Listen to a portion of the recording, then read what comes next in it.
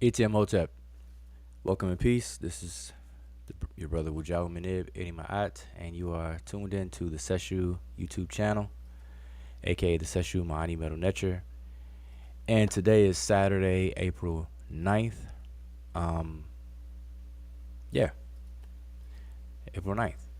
So just wanted to go live, pull up on everyone as we are accustomed to doing to kind of showcase the channel itself. So this is a Kemet and chill discussion, open discussion. But at the same time, I just wanted to highlight some of the videos that we have in our archives. And so the title of this video, as you can see, is "Don't Sleep on Our Archives."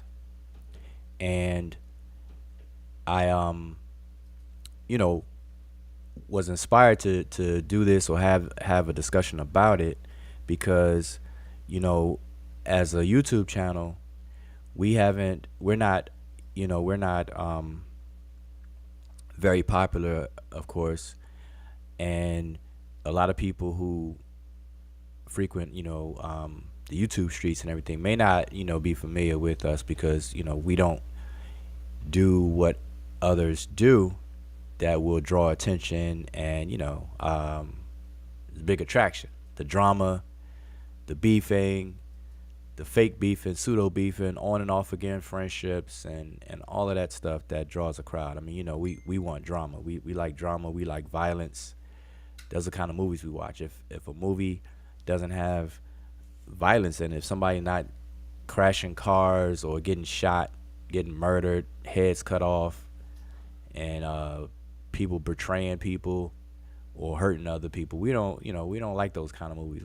We say those are boring. So the same thing is true for these spaces. You know, those kind of things attract people.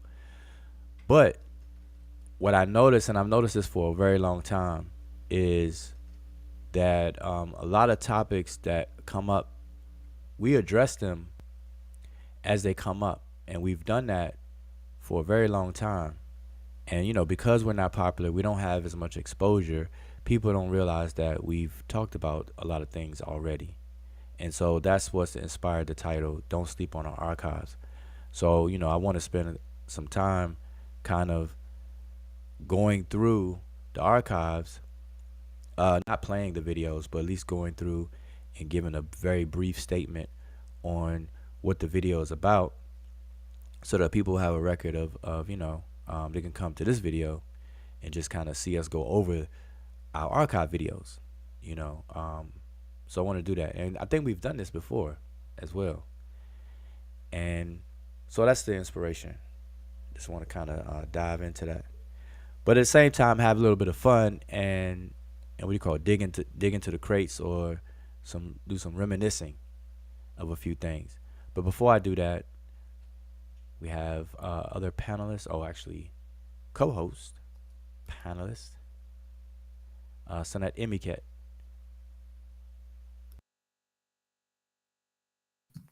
Hotepu Abedi. Yes, and hope everybody's having a good weekend. And yeah, I'm just definitely, I think we've done this before, but I think it was in the middle of some other discussions, but I think it deserves its own because, like you said, I mean, some of the questions that we get usually, like either me or St. June will always be posting the links to, for people to watch from, earlier discussions that we had on the video. So we noticed that, there's a lot of people that actually might have not gone through our archives like that because some of those things get repetitious, but are repetitive. But so yeah, so I think this kind of deserves its own show so that we could just emphasize on just how great the archive actually is. Okay, so yeah, I wanna just go over the archives and yeah, so but at the same time, I want you all who are subscribed, who watch our videos, whether you're new or you're not new to us or whatever the case is, share, spread the word and share. If you see a conversation come up on a topic that we've covered, do everyone a favor by sharing the link to the video and say, hey, check this out. The Seshu covered this topic before. You may want to check this out or whatever. Help spread it, because the thing is that um, we're not gonna compromise our integrity or our stance in the seriousness of education and growth, and then applicability of information and knowledge that we need to do, that we're so far behind. We're not going to compromise any of that just to get likes and subscribers and favoritisms and things like that. We're not going to do that. So, and I understand that the majority of people are going to be a certain way, and that's fine.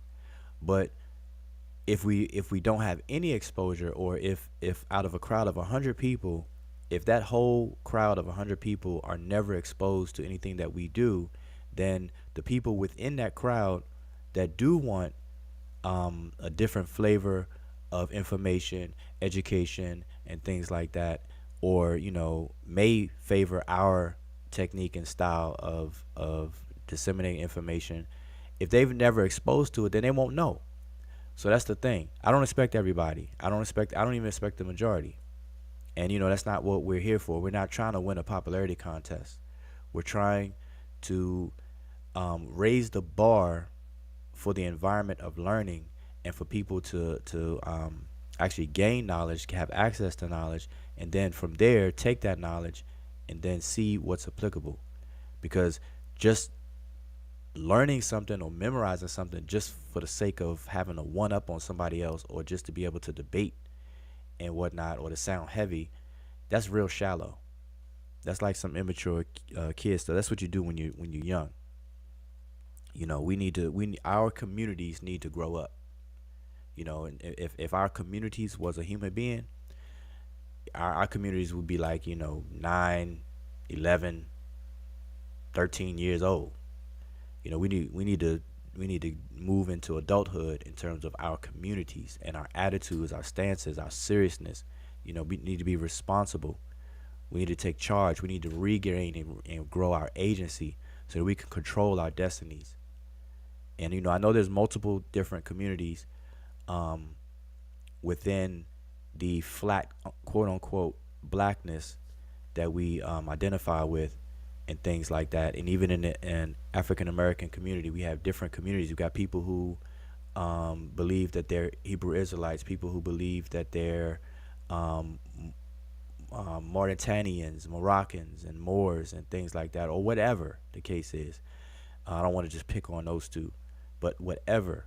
So we have multiple differences within the quote unquote black community, but everybody as a whole, we need to mature. Like, the maturation process has just come to a stop, and that's just the bottom line. And so we're not going to compromise. I'm not going to compromise. I'll speak for myself, because that's one thing I for sure know. I'm not going to compromise that. Now, I like to have fun, and that's the thing. Learning can be very, very fun. Nobody said learning should be stiff and boring and robotic and soulless and spiritless, whatever word you choose to use. Nobody ever says that. It should say that. It should be spirited. It should be energetic. It should be fun. But it should be taken serious, and it should be done properly and correctly. And the science of teaching, if you need to look more into it, is pedagogical methods, andragogical methods. You know, those are the science of teaching adults and children. Pedagogy, children, andragogy, adults. All right, you have to be skilled in that to understand the psyche, how the mind works, how the best methods of educating and teaching, and knowing the difference between educate and teach, and combining those two to advance our minds forward and let it grow. So that's what we have to do. So anyway, I want to share some of the things we've gone over, and one of the other reasons of doing this is so that we could move the playhead forward on these conversations, because people are bringing up the same old um, information and things that we've covered. And like I said, granted, we're not popular. People may not be aware that we've covered it. So I'm just gonna share and show. Also have a little bit of fun. So we're gonna do a little bit of reminiscing as well. So um, and if any of y'all want to come on the panel, I think Emicat, if you don't mind, if you could put the panel link into the chat. So, but let's start off with a little bit of fun, though. All right, let us start off with a little bit of fun. If I can find this video, I'm gonna share a couple of videos, short videos, and you all should be able to remember this. If it's new to you, then hey, shame on you. Shame on you, shame on you. So give me a second. Let me see if I can find the videos. Let me see if I can find them. They kind of scattered around, but there's quite a few I wanted to share. And let's just see if I can get them found and played. Give me 1 second here. I think you all it's gonna be funny. All right. I don't even need to prep it or anything. Let's see. Get to it. All right.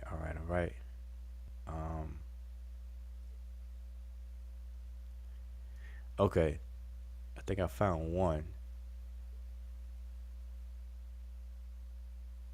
Did I find it? Let's see. Did I find it? No. All right, give me a second, y'all. Give me a second. Get your tea, get your water, get your Gatorade.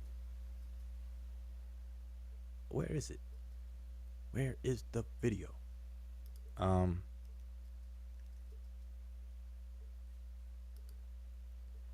Okay, here's one.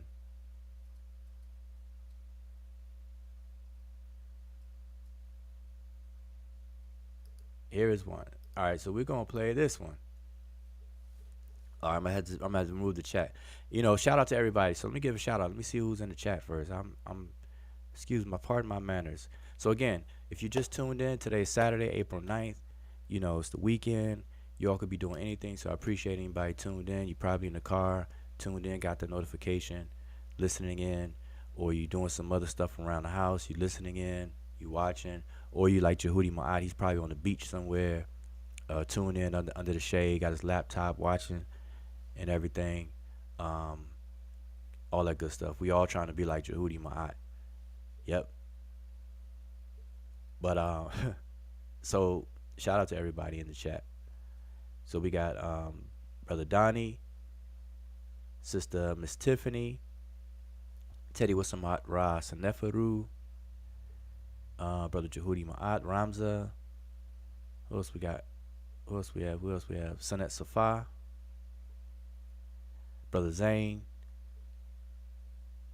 Brother Mitch, Mitch,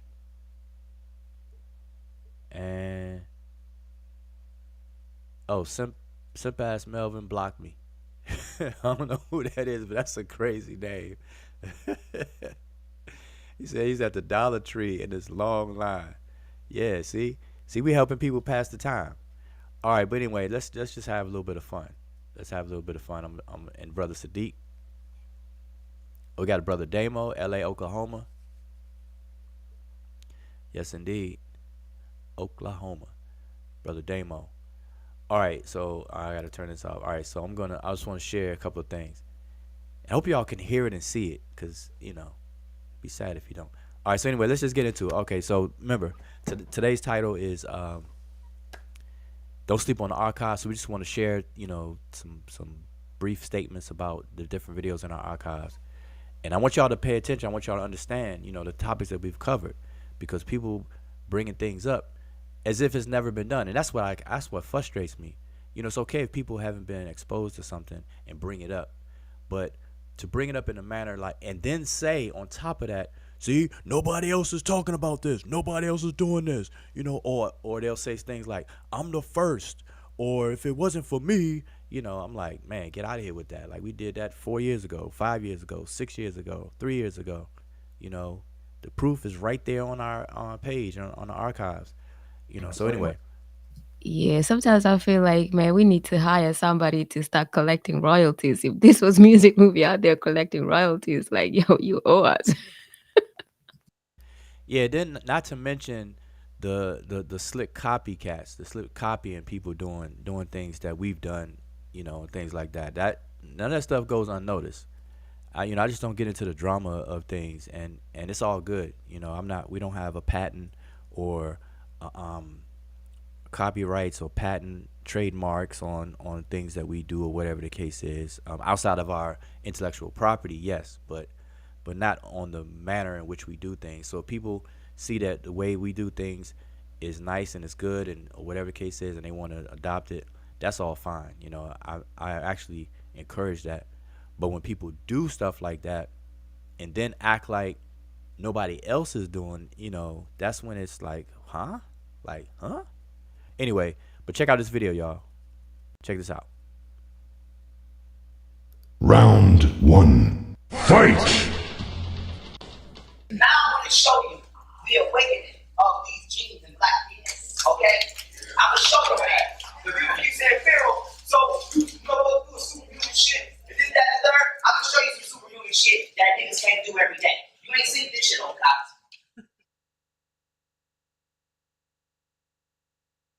Okay.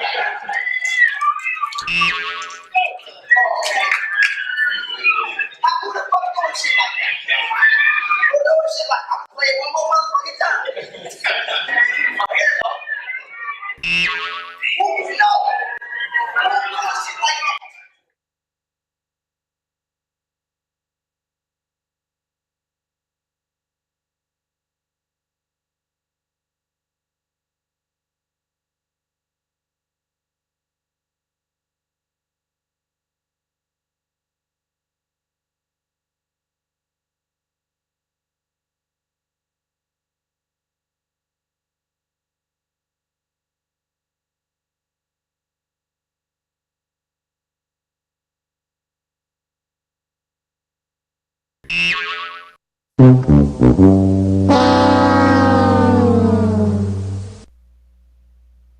All right, so y'all see that? So look, see, I didn't want to prep the video. I just wanted to play it first, so you all could just watch it. But that video was a video of young Pharaoh making the claim that people had alien DNA and had superpowers. And I don't know if you all remember that. I was trying to find the date for that video, but well, let me ask y'all, how many of y'all remember that? And I know there's a delay in from the chat, and I wish Google, YouTube, I wish they would really, really try to work on cutting down this latency. We need instantaneous reactions. But how many of y'all remember that video where young Pharaoh, remember young Pharaoh was doing his tours, and he was him and Sarasu said he doing tours together, separately, and whatever the case is, and that was one of his sessions. And see, and they packed the house. And that's the thing. Pseudoism is winning. Don't let anybody tell you otherwise. Like we don't like pseudoism. We know the detriment of it, but it's popular. It makes the most money. It gains the most attention, most traction. It draws the biggest crowds.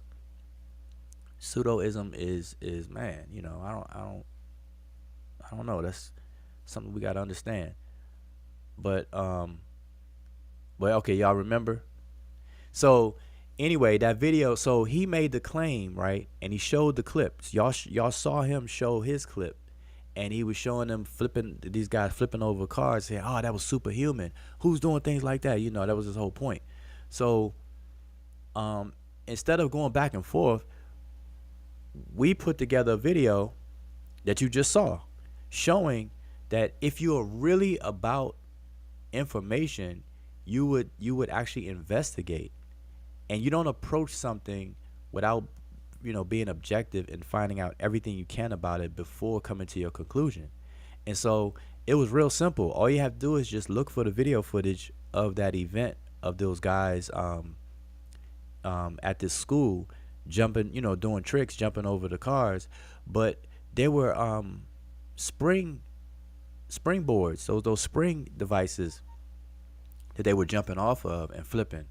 But young Pharaoh, if you let him tell it and show it, he doesn't show the springs, and he's assuming that they ran and just jumped off the street, off the concrete, and then flipped over the cars that are not moving. They just ran and jumped and did a flip over three cars. Like, come on now.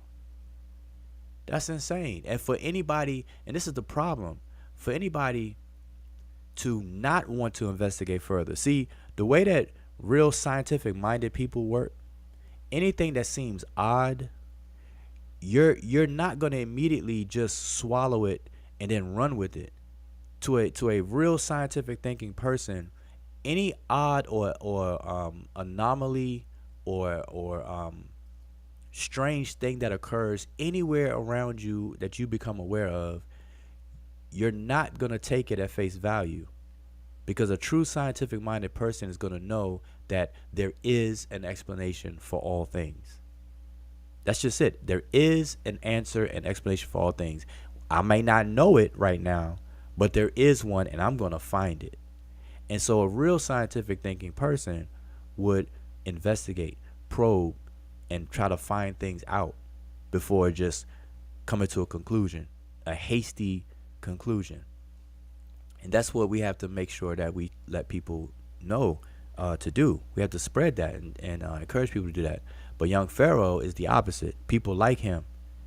He saw a video clip. He's probably chilling one day, perusing through YouTube, and then saw that video. Was like, oh my God, oh man, I need to go live. I need to include this in my presentation to go live. Man, this is alien DNA. This is alien DNA. See, I told you, we don't come from the earth. We come from the stars. We got alien DNA. We got superhuman strength. The melanin in our bodies, activated by the sun. Even the reflection of the sun on the moon at night. Boy, we recharge. We like batteries. We like lithium, Duracell battery. That Energizer Bunny, that's really us. See, they got the idea from us because we are the Energizer Bunny. He would say all those kind of things. And then people believe him and believe it. So that's crazy to me. But let me find another video. Yeah, you know what? I will agree with what St. Judy said. It was around that time. Like, what was it that Judy said? I remember that goofy stuff. That's around the time the community was beating us up for correcting him and Sadie. And I remember that. That was true because at that time when because pseudo was like extra pseudo back then anyway. And when people were pointing out this kind of really ridiculous stuff, everybody was like, why y'all beating up on these people? They're just good, they're just young. Remember, young Pharaoh was 21, which to me is not young, because at 21 you can't, you're young for some kind of stuff, but you're not young for this kind of stuff. So everybody was trying to make all kinds of excuses for like this ridiculous uh, stuff. But to me, actually, what it shows is that other than just not being good at researching stuff, because obviously when probably somebody was feeding them those videos, and obviously they didn't go back to check on what they were being given, so they just use it as it is, clipped and all.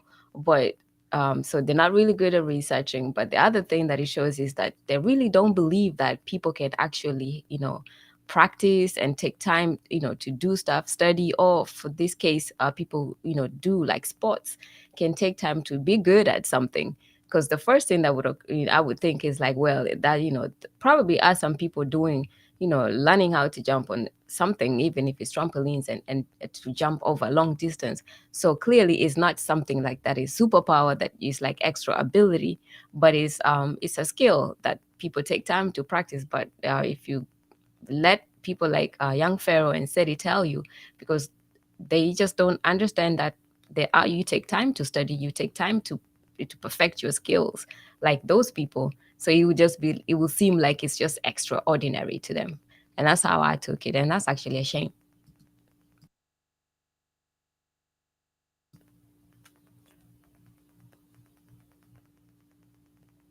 Yes, and then with that's like the NY platform was, yeah. There was a lot of that going on. And yeah, true, everybody was actually agreeing with that stuff. Like I remember there were people who actually said that there were some people who had like degrees, PhDs, and those were like young Pharaoh followers.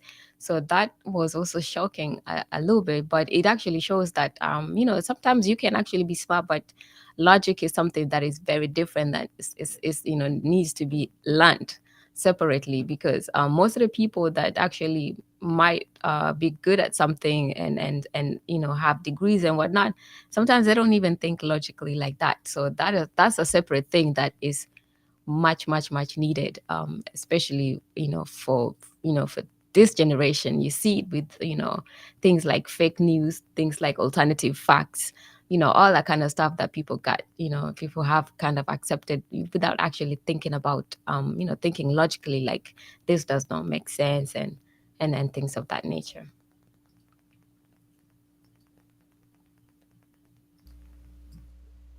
All right, so anyway, we having fun. Just having a little bit of fun, just going through the archives. Some of the video I shared is not on the archives of our channel, but these are some of the things that we were involved with or done. So what I want to show you all right now, if you weren't aware, is sometime back in 2016 or so, there was a big hype about whether the ancient Egyptian hieroglyphic writing system has been deciphered.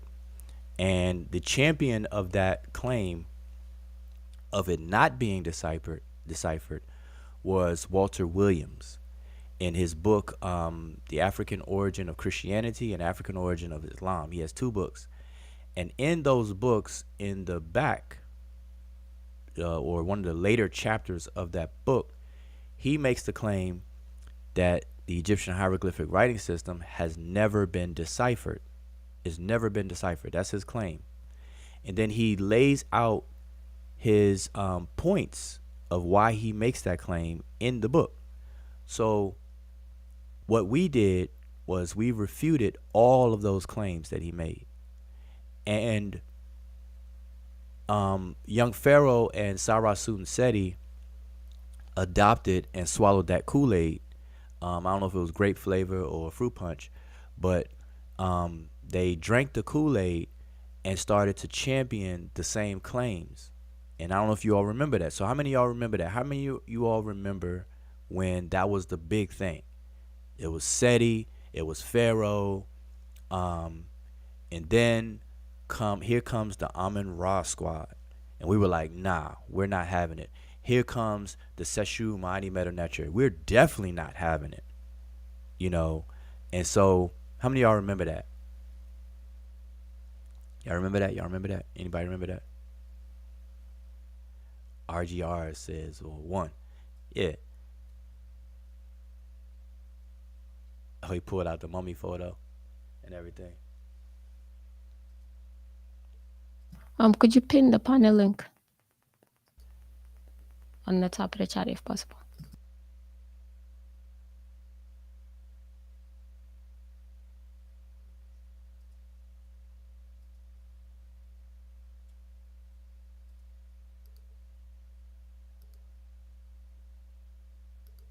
All right, so we pinned that. So that panel link is pinned to the top. So anyway, so I'm going to play this video. So this video, I was trying to play some of the videos without prepping y'all. I just want to play them. But, some of them may not make sense to you. So I kind of got to give you some context for these videos I'm going to share. A couple of these videos I'm going to share. So anyway, around the time that Sarasut Seti. Now here's the thing. Sarasut Seti is on record for boasting that he spent over 10 years doing tours. He's all booked up. He's been teaching and doing tours and speaking engagements, presentations for 10 plus years. And this was some time ago, so now he probably say, more years. But he's on record saying this over and over again. You can find it. And everything that he teaches was related to Egypt, ancient Egypt.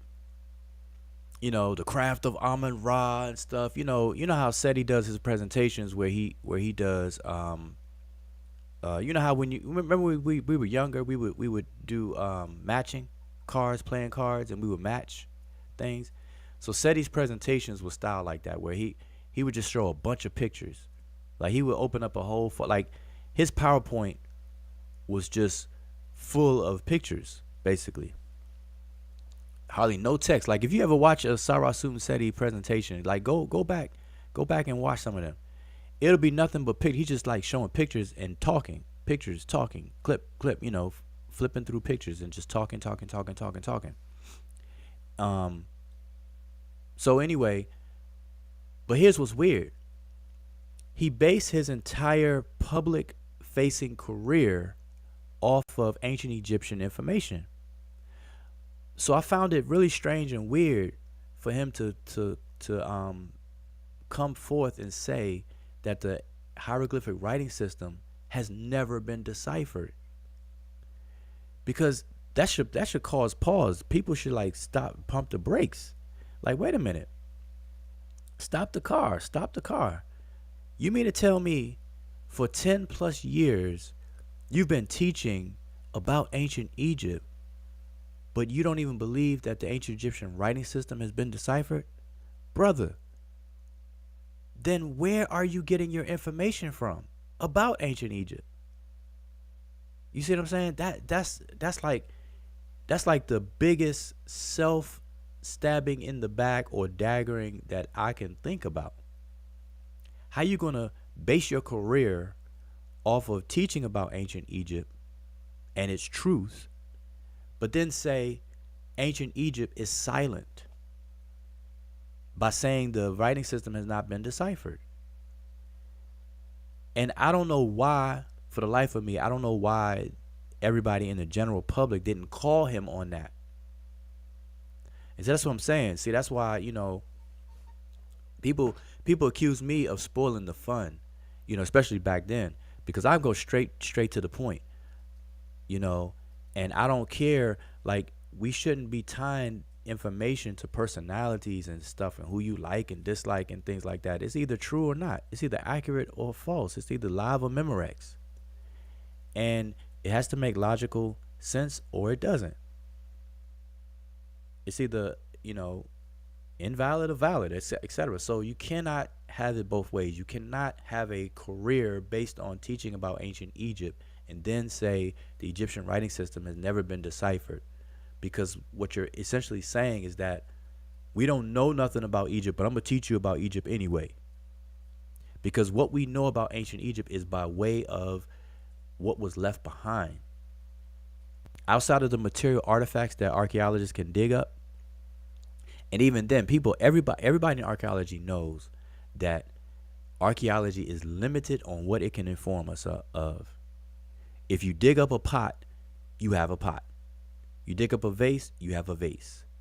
You excavate a tomb and you see a deceased person's skeletal remains, that's what you have. But it's very limited on all the other areas and context of those material things. And so it helps to inform us, but it's not the end all be all. Everyone knows that. And so the field of archaeology, coupled with,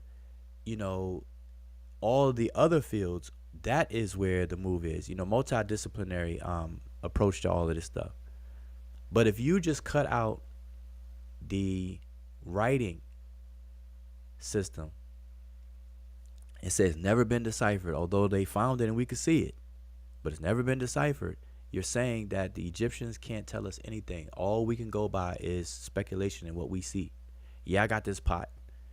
It's about this old because of the sedimentary rocks around it, and we, our dating techniques tells us this pot is dated to 1200 BCE. Then what? What then? Okay, I got a statue of this person. It's a female or it's a male. Who is it? Don't know. Can't read it. So all the kings' names, from Ramses to Seti the First to Thutmose, Amenhotep, Amenemhat, Khufu, all these kings that we know, Hatshepsut, Nefertiti, Nefertari, Ahmose Nefertari, and these people, we don't know any of their names. How can you have a name like Sarasut Seti, but then say the language, the writing system has not been deciphered? So anyway, so check out this video. And the hieroglyphics, Netcher, has never, ever been deciphered.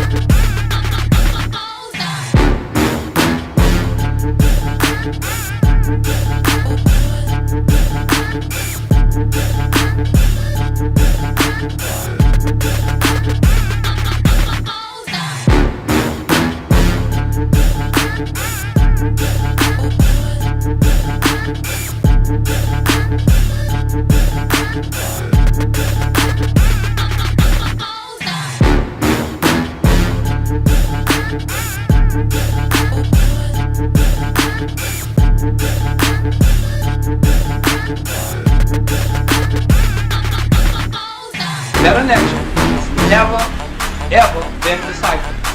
So don't let Europeans tell you and their African-trained scholars tell you that the hieroglyphics has been deciphered, because the hieroglyphics has never been deciphered. Okay? And in my book, The Historical Origin of Christianity, which is this book here, anyone that wants to repudiate that should read this and explain to you step by step why I said that the hieroglyphics has never been deciphered.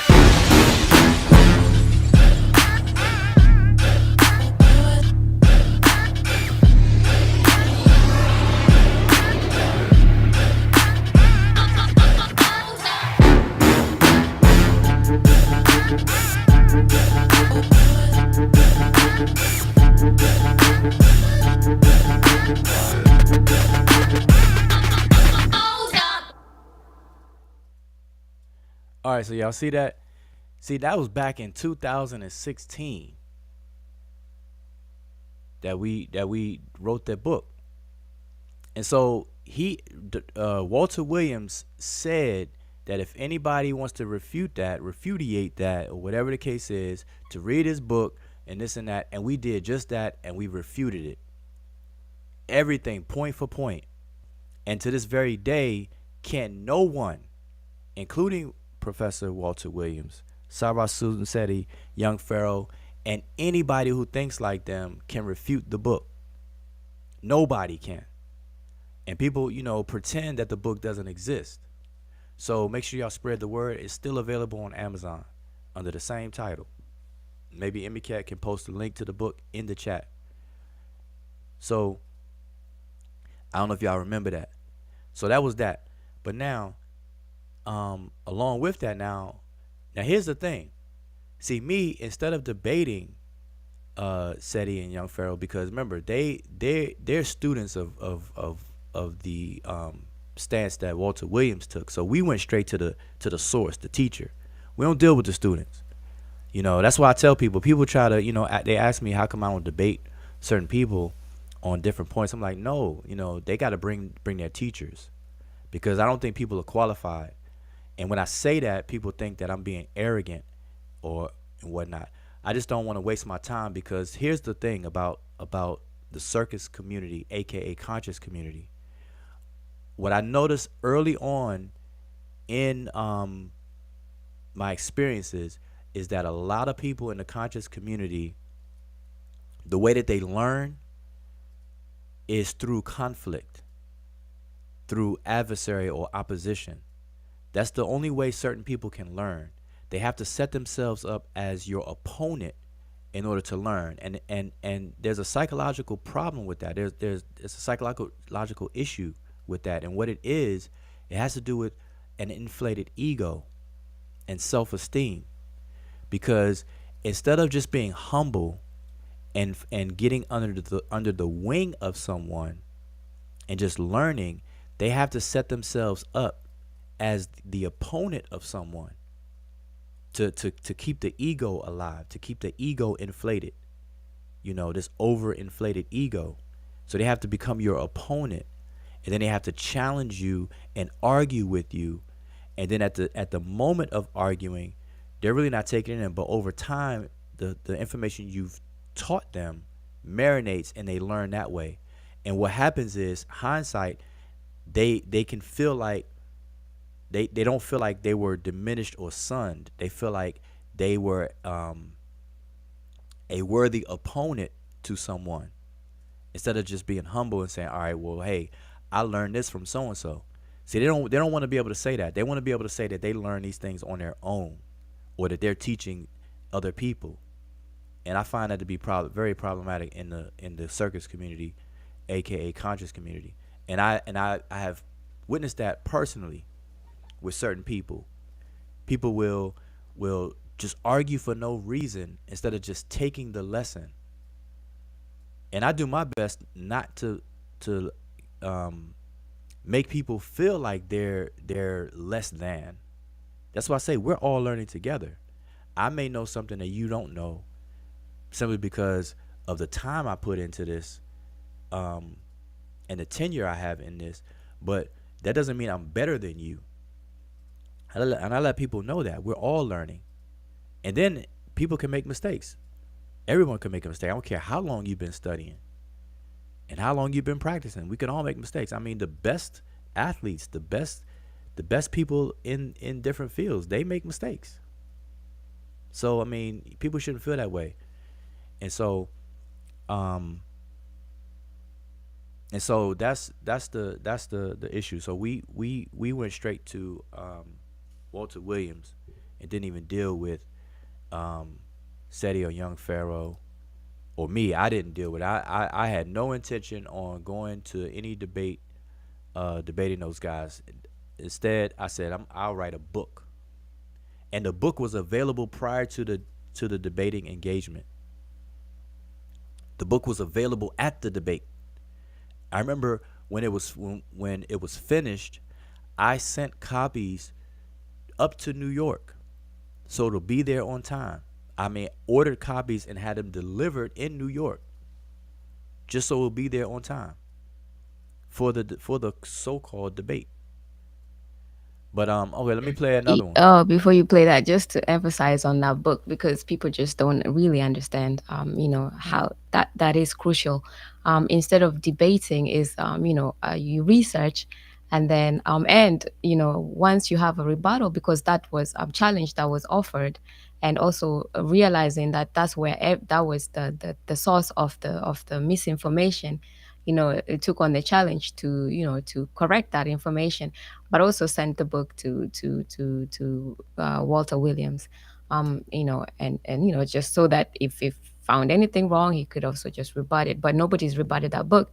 But also, that's actually that not only that book being prepped for the debate itself, because he was going to go over all the misinformation that people are going to hear at the debate, so that once everybody gets there, and because most of the people are not knowledgeable, so then they would have a written documentation that they could go home with, and be the judge themselves of what was being said. Does it really make sense? But that's also one of the first books that's actually written by a team. So that was a whole team project, and things of that nature. So that's something that we definitely recommend people do, instead of firing up that YouTube.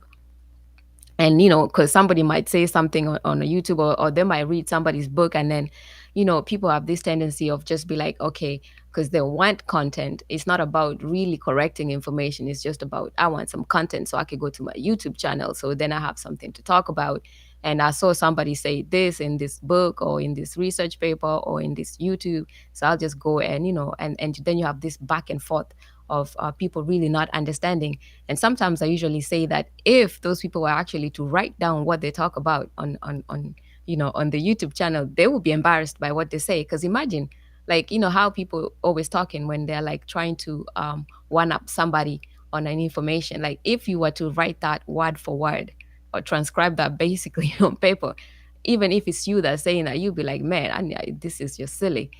And that's the difference between writing stuff, because it forces you to actually really really understand what somebody's saying, because you literally have to quote them, write it down. And when you're writing stuff down, you literally, you digest it even better.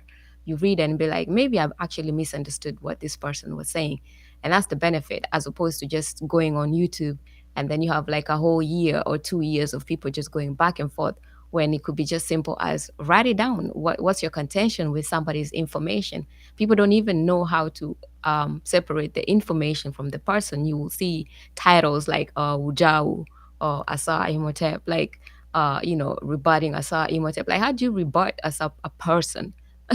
It's a piece of information, and then usually the piece of information is always wrong. Like, they totally misunderstand somebody. But over this issue, we always just emphasize on the information. And if you can write it down, that's one of the things that we definitely recommend people to do. Write it down. Even if you're going to do it over YouTube, write down the claim and put it out for people to read, on the YouTube screen, because then it will help people actually see who's really understanding something and who's not really understanding it. But yeah, so we wrote the book, and that book is highly recommended. It walks you down the basics of what language, writing system are, decipherment, all that stuff that people to date still misunderstand. Okay, so I'm going to share another one.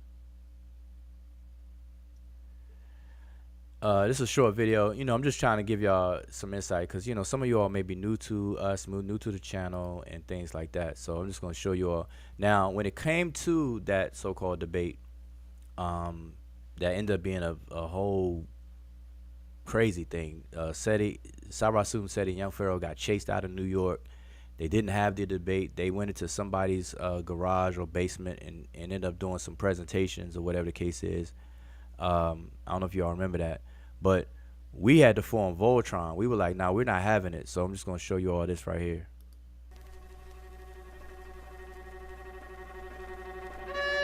Oh shit! Oh shit! Oh shit! Oh shit! Oh shit! Oh shit! Oh shit! Oh shit!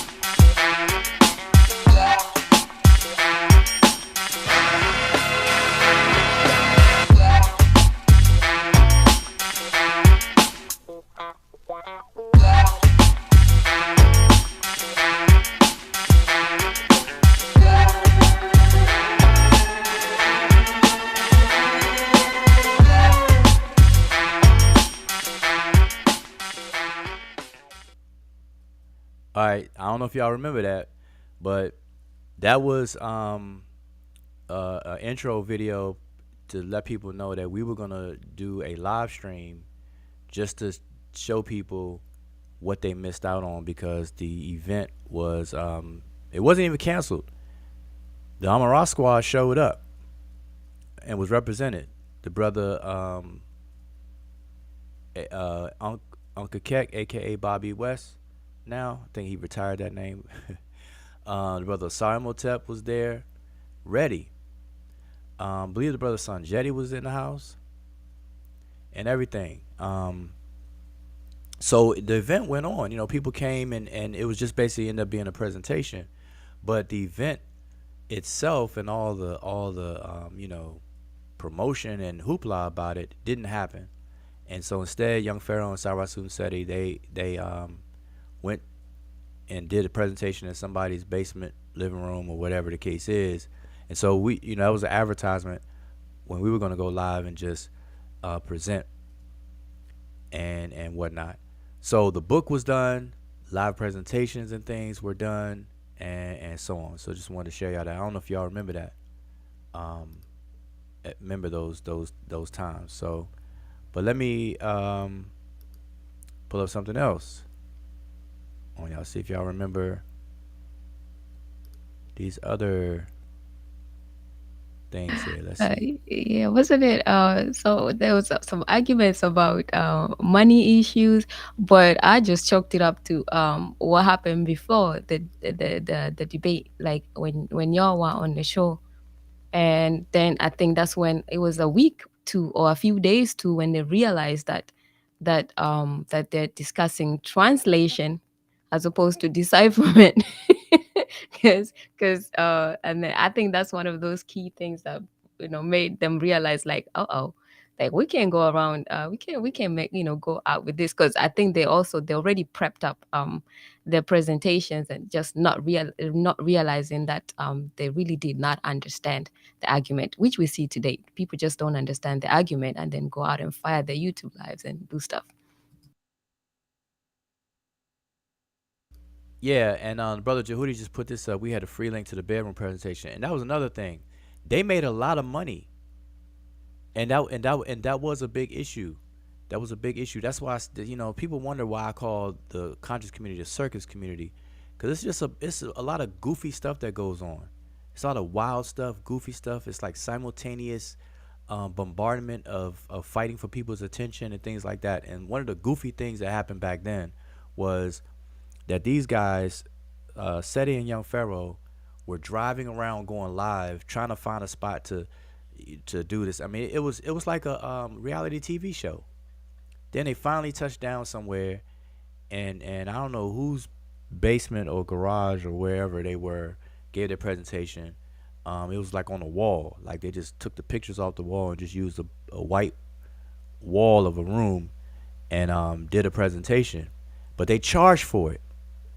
And it was separate from the actual the so-called event, and a lot of people paid, and they made a lot of money off of that, and that stirred up some problems, with the promoters of the actual event and things like that. So yeah, that was crazy. But anyway, check this video out. Ain't none of the Amirai squad ever been to Egypt. Ain't none of the Amirai squad ever been to Egypt. Oh shit! Oh shit! Wait a minute, before I play this, let me prep y'all on this one. So I think this is before the debate. People trash talk before the debate. This is either before the event or after. I'm not sure, but Seti made the ridiculous claim. He had the nerve to come out of his mouth to his audience, and this is what I'm saying. People become fans. They're not students. They're fans, because then they just believe anything these people say. They don't even challenge them on what they say, and that's the definition. That's when you move over into a cult. These people form cults, cult-like behavior, where people are not questioned, especially when things don't make sense, and that's crazy. But Seti said that nobody on Amirai Squad, he had to come out and say something. Nobody on Amirai Squad ever went to Egypt. All right, so anyway, I'm gonna let this play. So this is when he made that claim, right? So just check it out. Ain't none of the Amirai squad ever been to Egypt. Ain't none of the Amirai squad ever been to Egypt. Oh shit! Oh shit! Oh shit! Oh shit! Oh shit! Oh shit! Oh shit! Oh shit! Oh shit! Oh shit! Ain't none of the Amirai squad ever been to Egypt.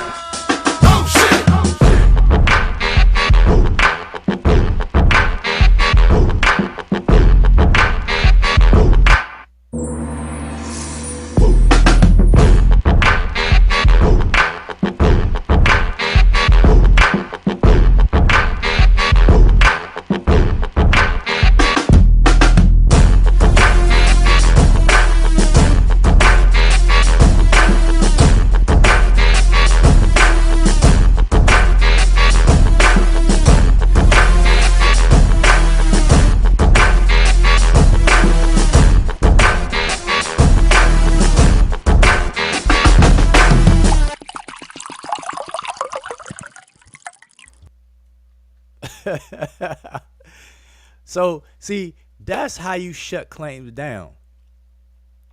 There's no coming back after that. And see, and this is the problem. People don't put people in check. And it's up to the audience to put these people in check. And that's what I don't see. That's what frustrates me. All this stuff is just allowed to continue. That's why I call it the circus community. It's just a big circus. It's not, it's a laughing stock. It's a joke. It really is. Said he made a claim that was just totally absurd and untrue. So it took just a minute. That's a 60-second, 80-second video right there that just kills the claim. Ain't none of the Amara squad ever been to Egypt. And then we got video clips and pictures for days of various people from the Amara squad being in Egypt, getting married in Egypt, having rituals in Egypt, all other kinds of things going on. You see what I'm saying? So who gonna call Seti on that? Who's gonna say, listen, Seti, you were wrong, man. Stop doing that. Stop doing that. Your integrity is at jeopardy, brother. Cut that out. Yeah, they're even wrong on the sidebar stuff. Like, that's just pathetic.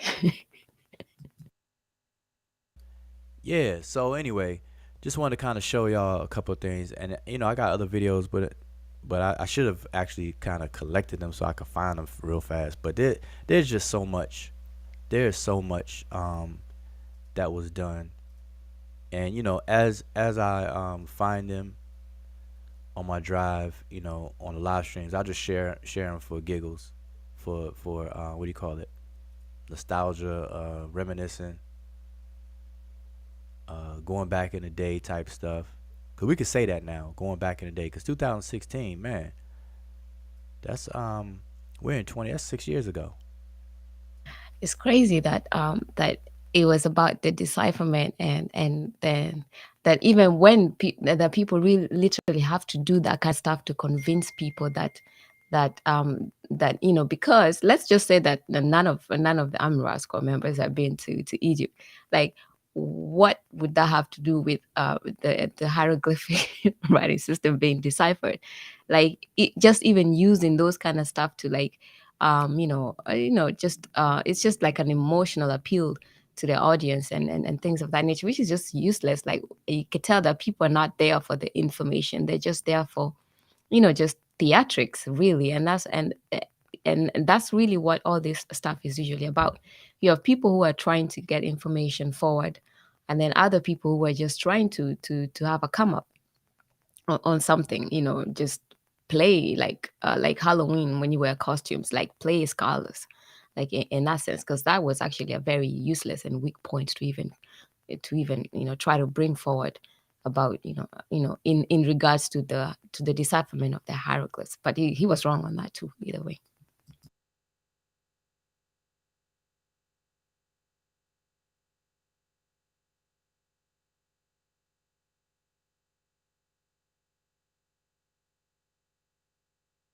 Yeah, so Jehudi said he has the R-rated version. Yeah, and Jehudi Jehudi was trying to straighten out young Pharaoh back then, but unfortunately it didn't work out. But yeah, those that's crazy. All right, so I just want to show you all. So now, one of the reasons that we're even live right now is the title, as the title says, "Don't sleep on our archives." And as I said before, we have a lot of information in our archives. Our channel. I'm just gonna share my screen so you all can see. So here's our YouTube channel, and so this is the channel you're watching right now. So we're live right now. You're on this channel, and so here's what I mean by don't sleep on our archives. And so I just want to go over some of the things that we have on our channel. So first, I'm gonna go to the videos, and I know it's small right now. I'm gonna blow it up so anything you all need to read. But I'm gonna go all the way down to the very beginning. See if I can scroll all the way down to the very first video that's on the channel. Okay, so here's the very, very first video that's on the channel. So now I can blow this up now so y'all can see this. Gotta scroll back down, scroll back down. All right. So the very, very first video that we ever did on the channel is called "The Bible is a Product of Hellenization." Now, what's significant about that? Now, look at the time. It has 2.9 thousand views, and it was streamed 6 years ago. So our channel is roughly 6 years ago. I'll just say it's almost 7 years ago because it's just a few months shy of 7 on the video state. All right. So that's how long we've been doing this in terms of on YouTube. Now, the Bible is a product of Hellenization. Now, you notice that the conversations as of late have been Christianity was stolen from Kemet and all this and that. Well, guess what? If you go back to this video, now this was a presentation done by the brother Christopher Knowles. Chris. I forgot his YouTube, his name, screen name, something on the track.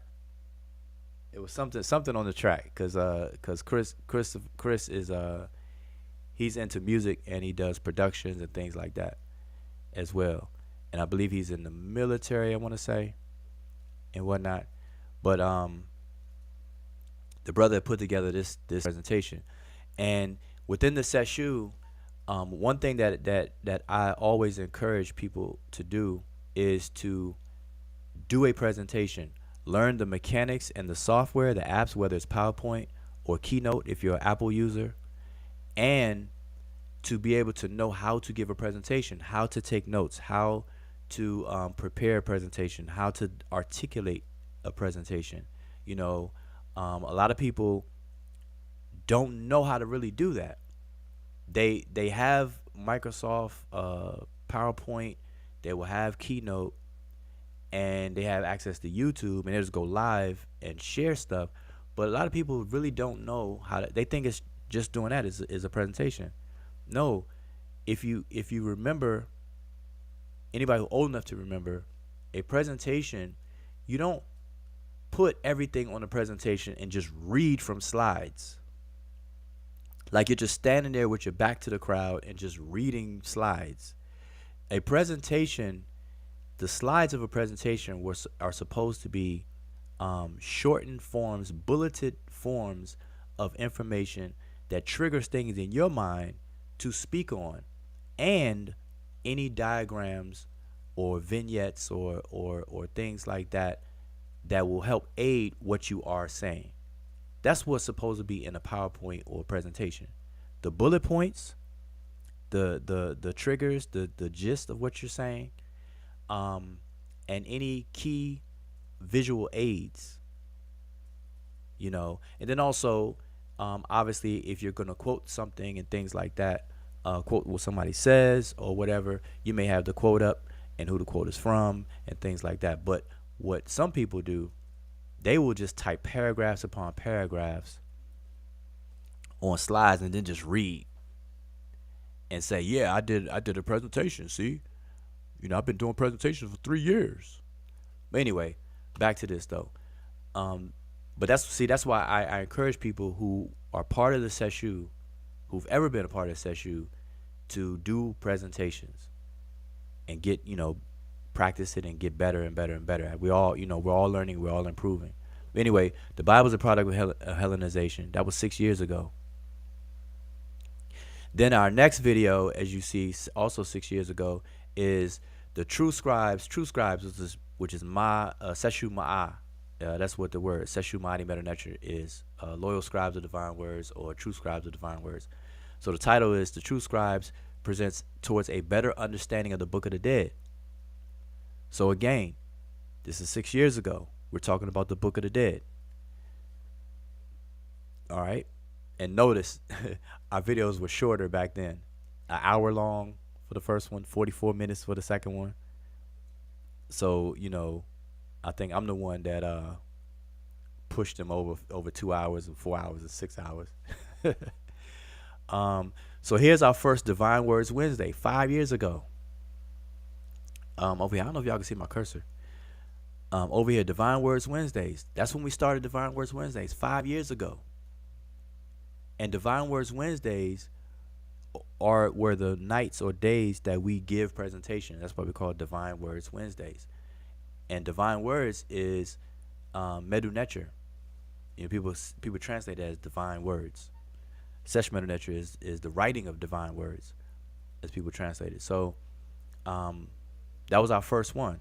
And what was the title of it? It was called actually no, that was the title, Divine Words Wednesday. We were introducing that and so on. Another Divine Words Wednesday, we did on Wednesdays we did presentations, demonstrations, lectures, or whatever. And so the other Wednesday, again 5 years ago, we went over the Shabti of Seneb Imi. Okay, so we went over that. Another Divine Words Wednesday, we went over this particular artifact, Montu at Karnak.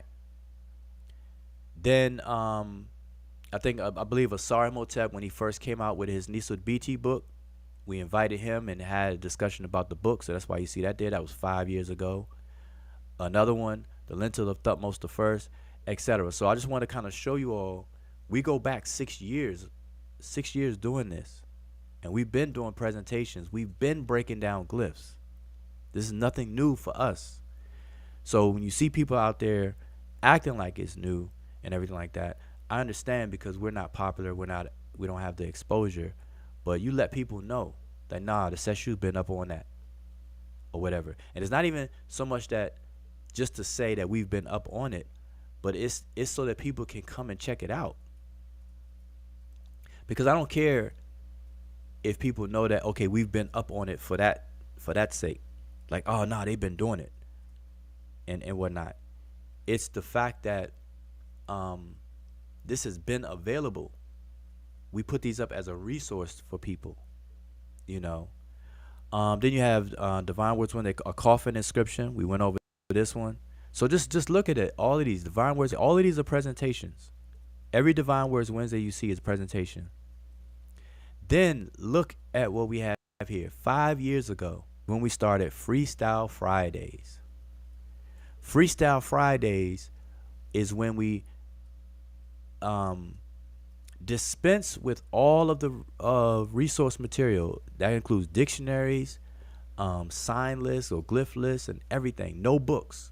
Absolutely no books. You got to go straight from the dome, straight from the head. And we would take a picture that we find on Google, or somebody sends it in to us, and we would just go in on it live and in real time. And we would transliterate and translate whatever we're capable of doing. So we started that 5 years ago. Called it Freestyle Friday. All right. And so as you can see, this is probably the first one. This is Neferet Iri, or Nefertari, from the tomb of Nefertari. And we broke down this particular scene that's very popular. So we did that. So I think that was our first Freestyle Friday 5 years ago. All right. And then, you have some more presentations. Another Freestyle Friday right here. Divine Words Wednesdays, Freestyle Friday. So we went back and forth. Then 5 years ago as well, we started sharing information about the grammar of the language. So we were doing it back then, 5 years ago. Doing information about the grammar. This particular video covers collective nouns. Okay, this is Rani. Now, if you all don't know by now, the ancient Egyptian language is called Rani Kemet, and that is a compound word that's created from three separate words. Ra, which is the mouth.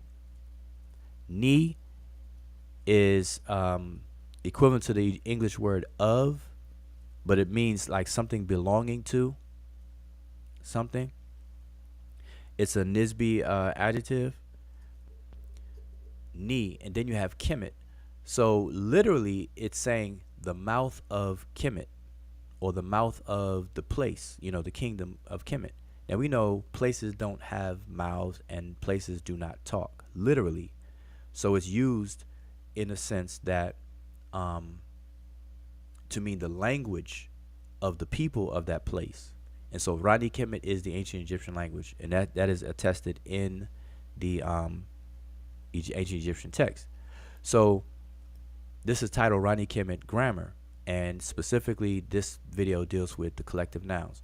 So if you want to know about collective nouns, come to this video and check it out. All right. Then you have more Divine Words Wednesdays, Freestyle Fridays. Now look, also 5 years ago, we go over good character.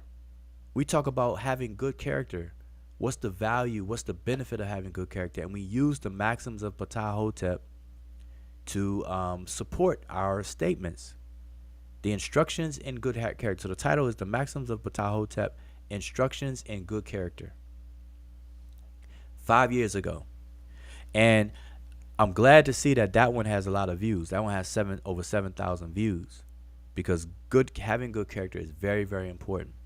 All right. And back then that was one of our popular videos. And actually up until that point, that is the video out of all the, if we go in chronological order, that video had the most views at that point. Then we had some more Freestyle Fridays. Then we go back into the Maxims of Ptah. Again, this is part 2. So this is part 1 over here. This is part 2. We discussed the Maxims of Ptah. All right. You got some more Freestyle Fridays, Divine Words Wednesdays, and so on and so forth. I'm just going to kind of fly through it. Now, here is the brother, shut your mouth, hush your mouth. I said shut your mouth. Hush your mouth. Antoine Germain. And he went on a trip to Egypt, and he brought back, his pictures and his experience. So we did a show where he, went over his experiences and his pictures. So that's what that show. That was 5 years ago. Man, time flies too.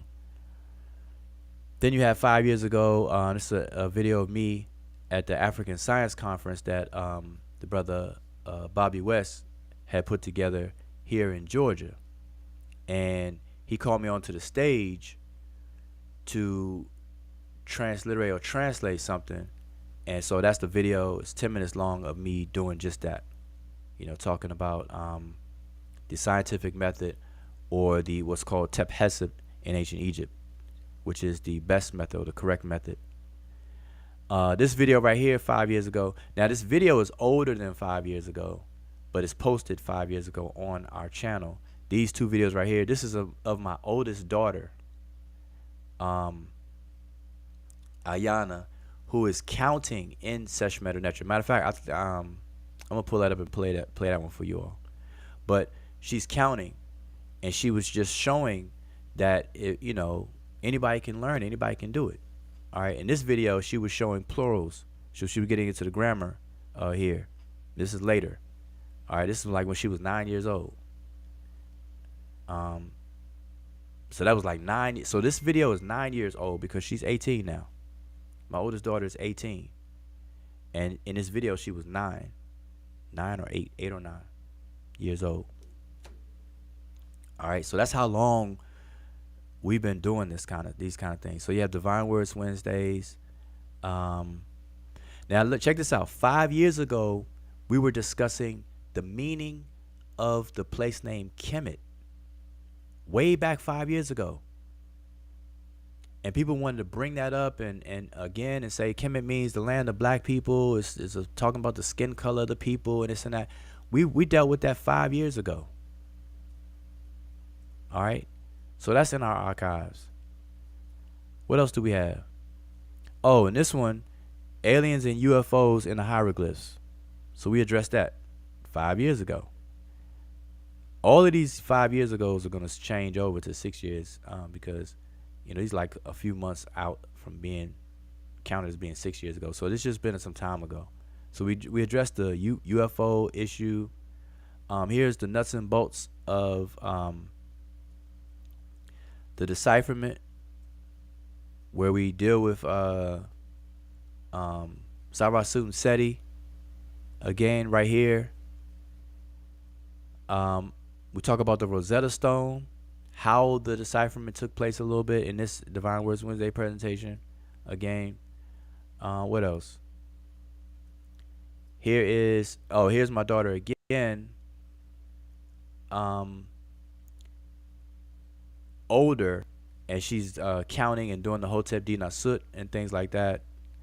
Here's Divine Words Wednesdays, the scientific method in ancient Egypt. Talking about Tep Hesep, again 5 years ago. The Book of the Dead, the Papyrus of Hunefer, we went over that. We interviewed or had invited the brother Unk onto the panel, and had a good conversation with Unk here. Now this video right here 5 years ago, there is still some misconceptions about the job and function of priest in ancient Egypt. And so we did a video, which is what you see on the screen, about priest and what does priest mean. What does the word priest mean as it relates to ancient Egyptian priests and things. And we went to a specific example and case to demonstrate the points that we were making. So we dealt with the priest of Ra Neferet, and we talked about that because on our Facebook group there was a brother that had some contention with some of the statements that was made in the Facebook group, and we're like, all right, well, instead of going back and forth on Facebook and typing a whole big bunch of paragraphs, we're just going to go live and have a discussion. And that's what that video is from. And again, this is old in the archives. What else do we have in the archives?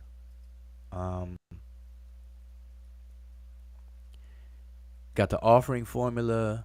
I'm trying to think of anything that stands out. Now here's a video where we talk about primary sources and attestation. What are primary sources? And in this video, I believe this is the video where we talk about primary, secondary, and tertiary sources. What those mean? Because people are like, give me a source, and they don't even know the different types of sources. What's a primary source? What's a secondary source? What's a tertiary source?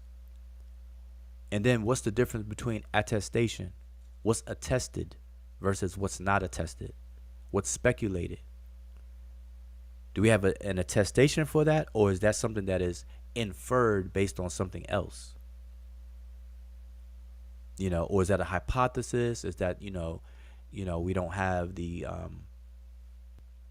actual artifacts to show this or anything that we can view and see, but based on other circumstantial evidence, other pieces of evidence, we can pretty much come to this conclusion for now, this tentative conclusion, etc. So we did a video on that. We did a video on our approach to teaching about ancient Egypt, which is what we call the pyramidal curriculum. There's a whole video on that, and it's a pyramid that you may see on my Facebook cover image a lot. What else do we have? I'm just trying to think of anything that's highlighted.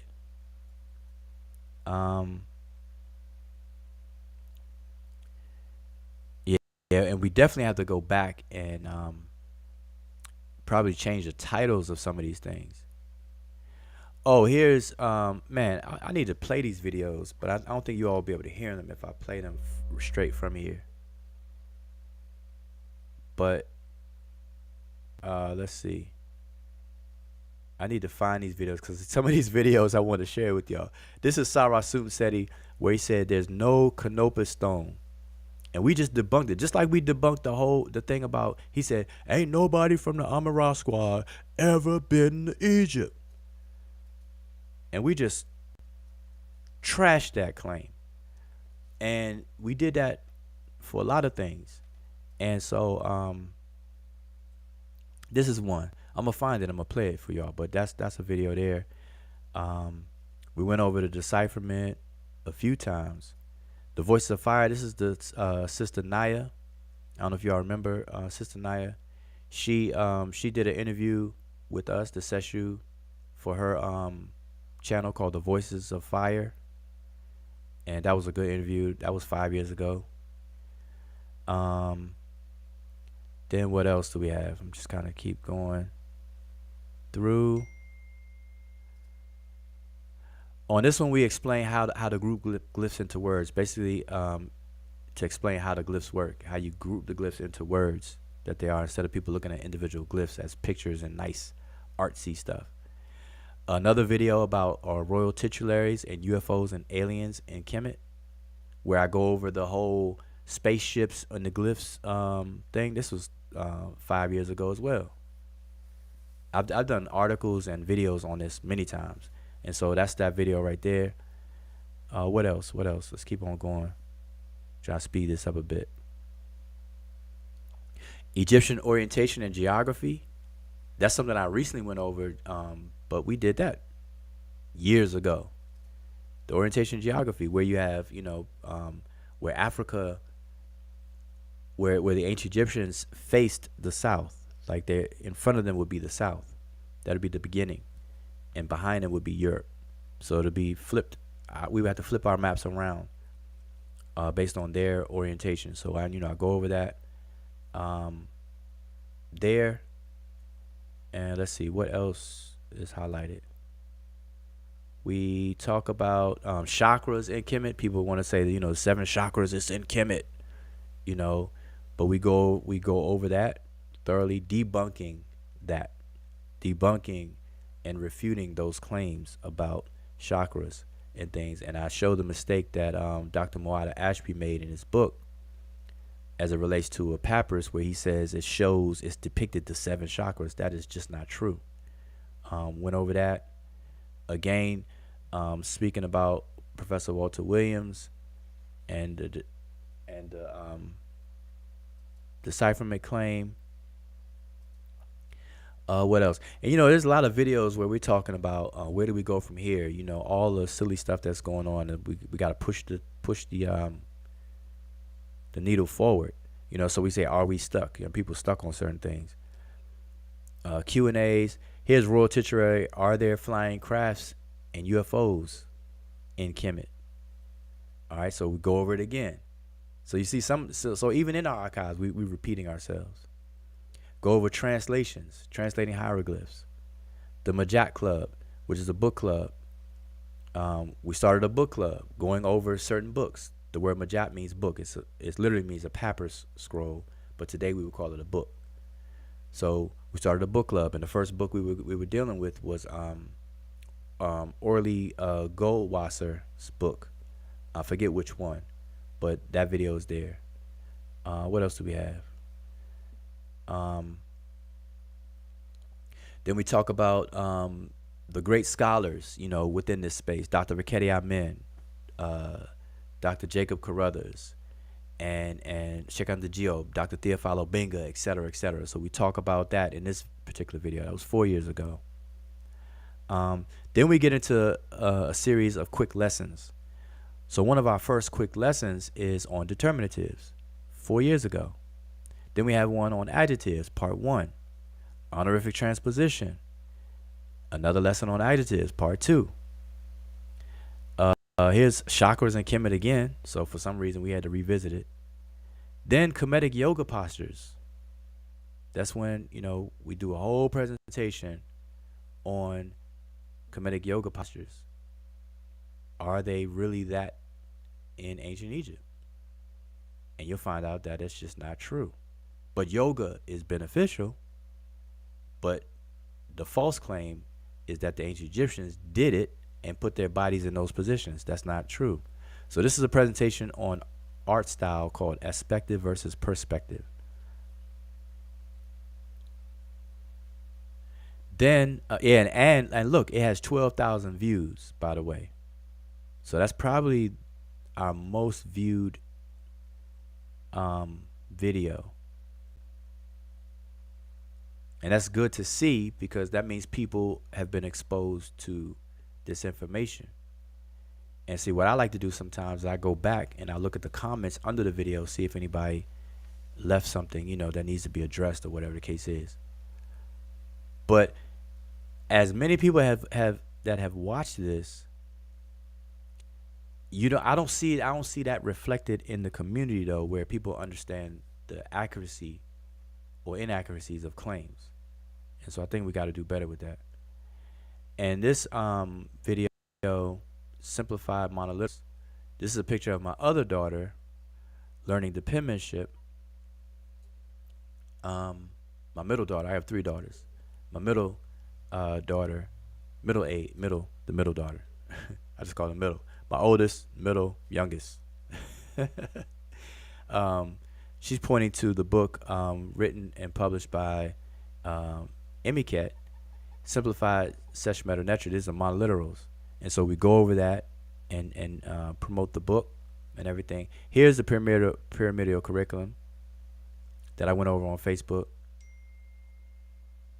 There. So anyway, I'm gonna kind of speed things up a bit. So we went through. So anyway, you got to go through our archives. Here's another Facebook Live. What do fairy tales, spirits, and aliens have in common? That's very interesting. It's less than an hour. See, I did good on that video. Kept it short, brief. Gotta check that out. Then we introduced Welcome to the Sabaite Dome, addressing claims made by Zion Lex. So this was 3 years ago. Zion Lex had made some claims in other videos that was brought to our attention. And mind you, we don't go looking for this stuff. People bring it to our attention to address or get our comments on it. And then if it's worthwhile, if we feel that it deserves a teaching moment, or we can make a teaching moment out of it, we'll do it. And we don't do ad hominems and call people names or attack people. We address claims. And that's why we say addressing claims made by Zion Lex. We're not addressing Zion Lex. I've never met Zion Lex, and I don't know the brother outside, you know, of seeing him online, you know, and things like that. So we don't get down like that. We don't put battery. We don't get into the drama. So we address claims. So anyway, these are part 1 and part 2 where we address the claims that Zion Lex made. So y'all can check that out. What else? Oh, then Kemet as a toponym. So these are lessons on this lesson on toponymy, so people can understand what a toponym is and things like that about Kemet, because that's when people were saying, you know, nah, the word Kemet deals with the people. It's describing the people. Black people, the word Kem means black, and Kemet is the land of black people. It was talking about the skin color people. I'm like, man, do you even know what a toponym is? And there was a debate set up around that. And what's crazy to me is, y'all don't know this, but the people that was trying to debate on that topic didn't even know what a toponym was at that time. I said the word toponym, like, huh? Ro. Huh? What's that? I'm like, it's a place name. But anyway, so that's a video on toponymy. Here's some more grammar. So the feminine plural and graphic transposition, because people may claim about the feminine. You got brothers out there claiming that the feminine plural is represented by TW, two, which is absolutely wrong. Nobody remotely says that or agrees with that. These people just be making up stuff. There's a video on grammatical gender. If y'all want to learn about the language, a video on portmanteau morphs, what those are all about and everything. What else we got? Here's Kemet as a toponym, a contribution to the debate on the meaning of the place name Kemet. That's when myself, the brother Sanjeti, and Asar Motep wrote articles and combined our articles into a publication so that people can have. And this was in preparation for the discussion that took place on that topic. That included Dr. Mario Beatty, the brother Reggie, the brother Netter Neb chimed in on it, and whatnot, in opposition to our position, you know. And so we put out a text publication. We're the only ones that do that now, by the way. Everybody else is, you know, talking on videos and doing a whole bunch of videos from whatnot. What else we got? Um, we're dealing with Shek the Geops claims about the ancient Egyptians, and we walked through that. Um, respecting the elders' contributions to all of this work, his great contributions to all of the work, and we do a review of it and things like that. Here's part 2 to that. So that's part 1, part 2. Here's another video we did addressing Alex's claim. This is part 3, but it's of a different claim that was made. Here's one. The brother Adrian Jones, everybody knows as Asaram Ka, he had made some claims, and we addressed some claims that he made.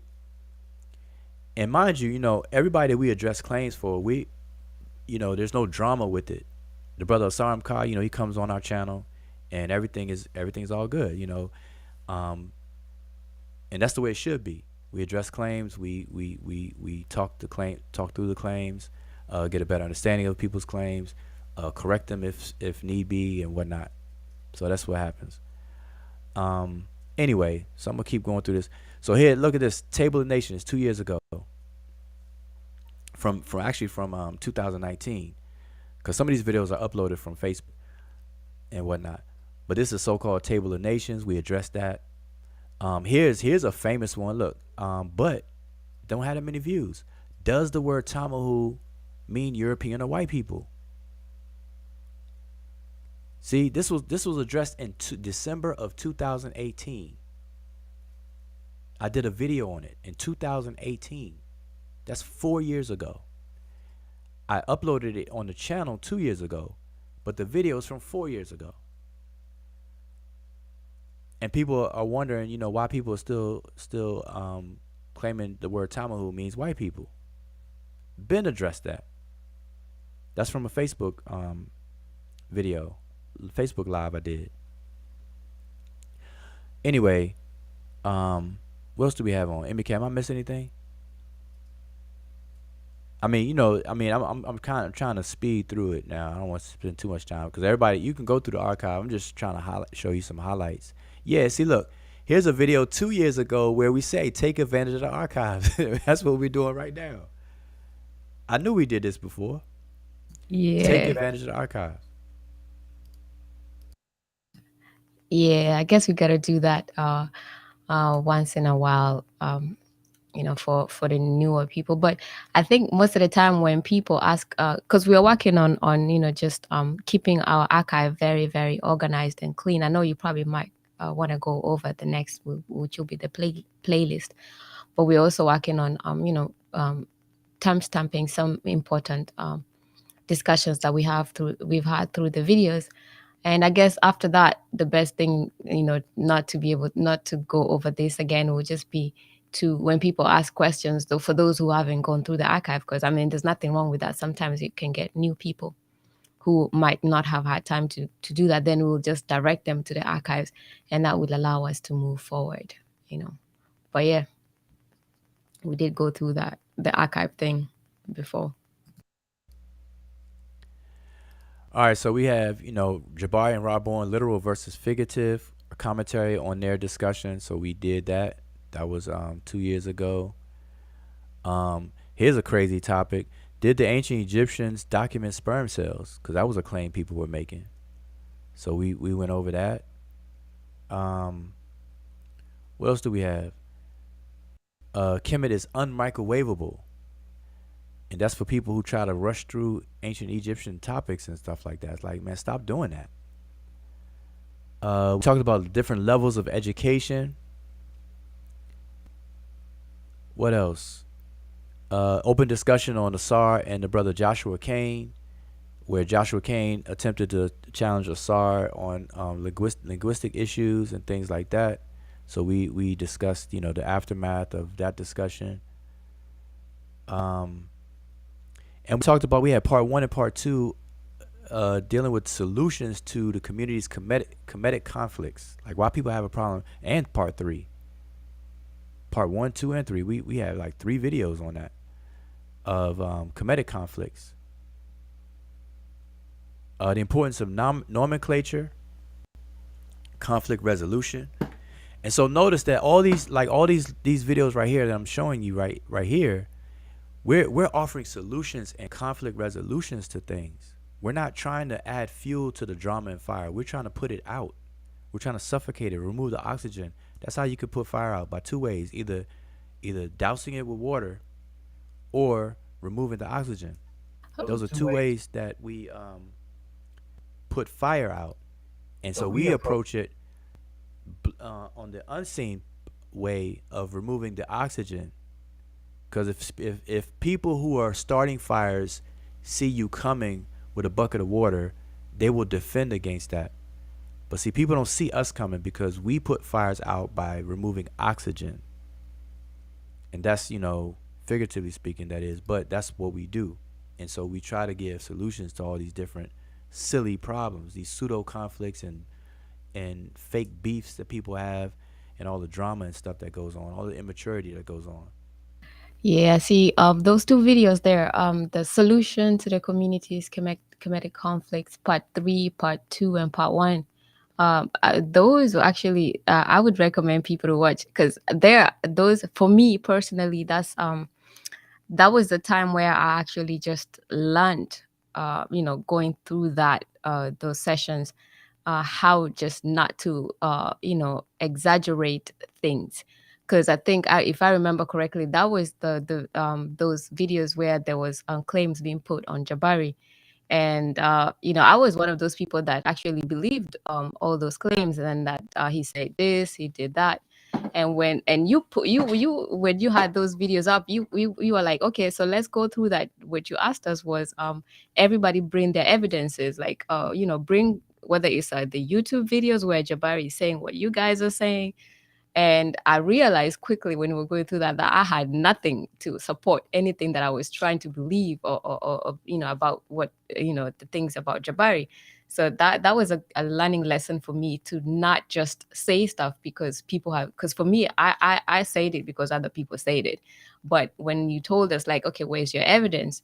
And videos were brought, and then you dissected the video and there was nothing there. I was, that, to me, that was just like, I just learned, like, never to do that again.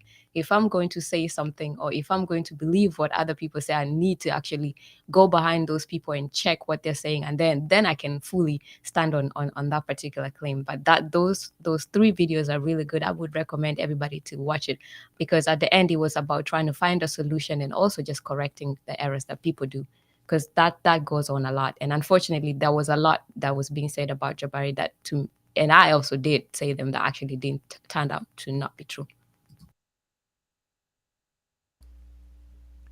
Yep. So just a few more. So we got that going on. What else we got? We got mechanics of the language, quick lesson. That's our quick lesson series. Now check this out. So we have a short introduction to hieratic. I know the brother Jonathan Smash. He said he did. I didn't watch the video. I didn't see the beginning of the video, but he did a video yesterday about hieratic. And so yeah, in our archives we have actual discussions on hieratic. Sonet Emiket did a presentation on hieratic, even way before, on the jar labels, and when we discussed the Maximus Bata Hotep, we went in on hieratic. And and I probably skipped over, I probably went too fast, but further down in the archive somewhere, we did a whole presentation on the differences between, where did I go up too far? Too far just now? Oh, here we go. We did a whole presentation on the difference between Sesh Medew Netcher, Sesh Nishat, and what they're calling hieratic, what we call simplified Sesh Medew Netcher. We went over all of that, back in archives, and I probably skipped over it, moving so fast. Where we show how the glyphs look in between these different writing styles and what they were all about, and so on and so forth. And we also explain why it's not recommended for students to learn hieratic first. Learn the formal Sesh Medew Netcher first, then you can move on to the hieratic, and it's very important. That was on Teachings of Ptahhotep, one of those 2 videos we had on it. Okay, so yeah, and I already showed that. So that was done years ago. And so, but here's a presentation on a short introduction to hieratic done by Emiket. And then we have some more presentation, one called Spooky Minded. What else do we have? We got some a lot of freestyle and open discussions, bring your own topic. What else do we have going on here? And that's pretty much, figurative expressions. That's very important. Metaphors we live by. I mean, and then look, black or white, who cares? This is leading up to, the time where people start bringing up the black thing again. Are the Egyptians black? Are they white? Are they supra-Saharan? Are they sub-Saharan? Are they Mediterranean? And this and that. Are they aliens? I mean, all of that talk. And so notice I got the short bus on the thumbnail because I actually think of those topics as retarded. And the word retarded simply means slow, something that stagnates things, and that's what it does. It retards the progress when we deal with those topics over and over and over again. Then you have, all the racial things. So, we got a couple of videos talking about the whole racial thing, trying to get people to not to really deal with that. A people equal a culture. So we talk about how people are defined in this video. And so, in a lot of these conversations, people want to bring up DNA or people want to bring up other things to define people, which is never done. But for some reason in the circus community, it's done. And we think that's the right way to do things, or that's the proper way, or that's the correct way. And that's not the case. So you got brother Christopher Withers on the panel. Chris, you got anything you want to say before I keep scrolling up? Peace. Yeah, man, go ahead. I got something I want to talk about. Maybe we can go into something I mentioned once before, but yeah, let's go ahead and finish this out. This sounds good. Okay. Yeah, I'm just perusing through the archive. So, anyways, Okay. people could check out the archive and whatnot. But now, Show the playlist though, because the benefit, that's what I was going to get into. You read my mind. The benefit of what we have done so far. Now, what we're going to do and continue to do is make sure that the titles to the videos are appropriate for the content. And then we're going to go back in the description of all these videos. We're going to put timestamps to key highlighted things. That way it'll help people out as well. But we do have a playlist that's created so far. So, for example, we have a playlist called Culture. Oh, these are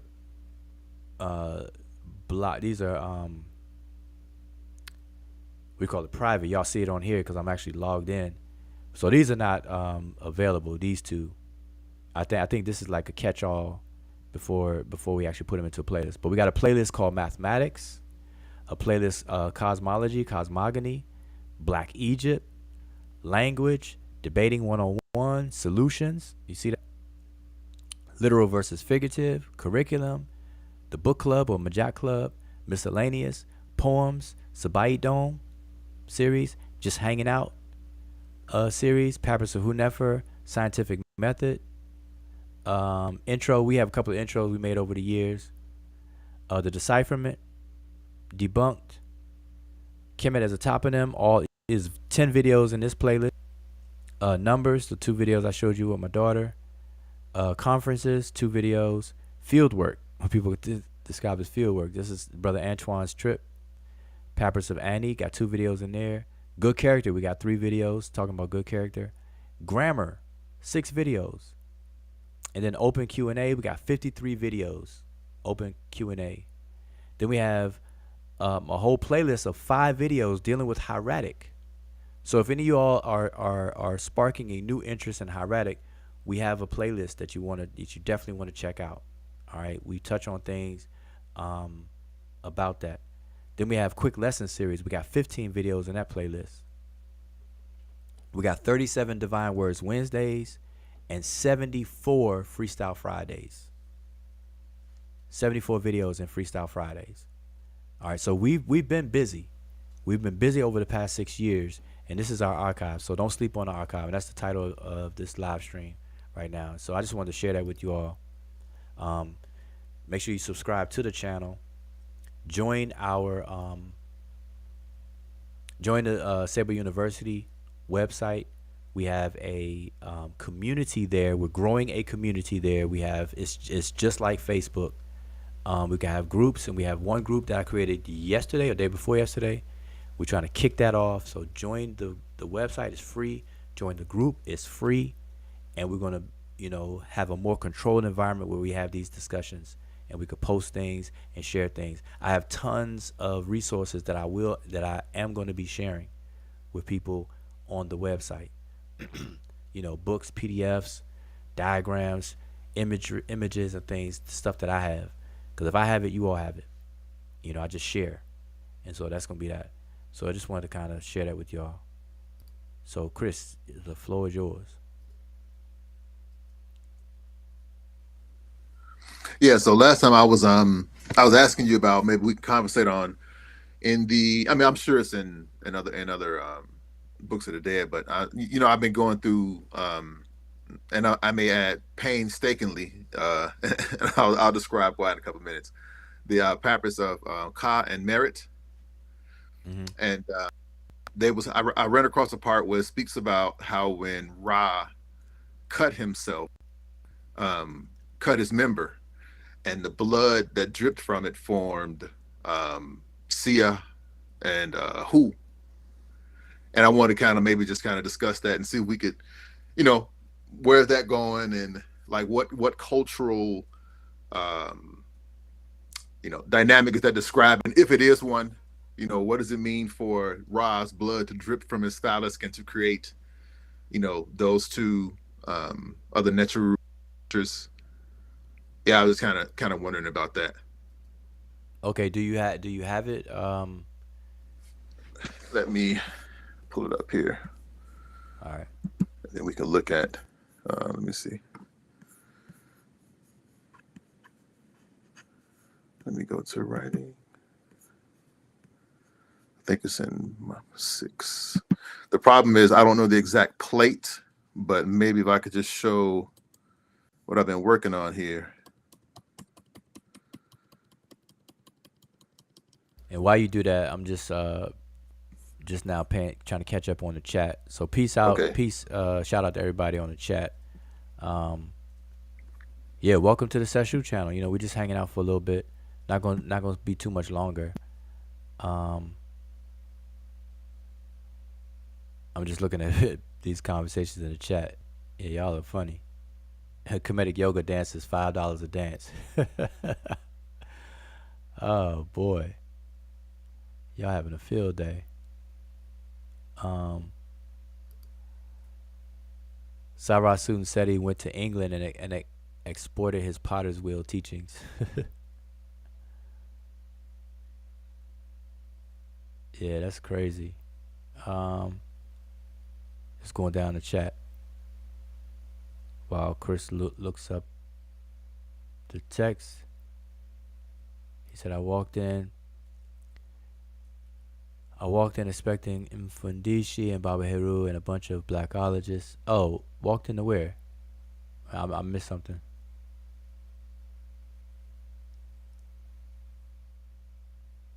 Okay, I definitely missed something.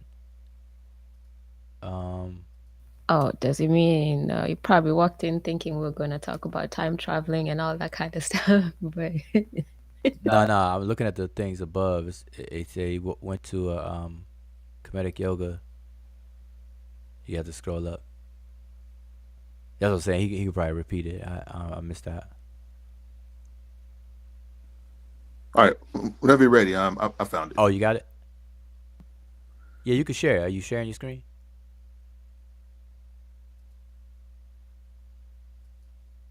Chris, you can share your screen. Okay, let me pull it up. All right.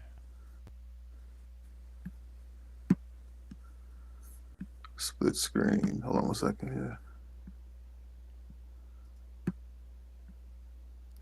Yeah, that's what he was talking about. He was talking about comedic yoga classes in downtown Bakersville. He said he was walking expecting. He says this lady from Switzerland. Yeah, I mean, romanticism. See, this is something that we have to be aware of and beware of. Is people taking advantage of the ignorance of our ignorance, and romanticizing and commercializing things. And so Egypt is a cesspool of that, because Egypt is so fascinating. Egypt is a very mysterious, and wonderful place. And it's just been that way for many people over a long period of time, all the way going back to the Greeks and Romans and everybody else around the world. They marveled at Egypt, and even today, so it's being leveraged. And so we got to be careful of things like that. And so you got people who are benefiting off that. Okay, I see. Let me know when you're ready for me to share your screen. Okay, 1 second here.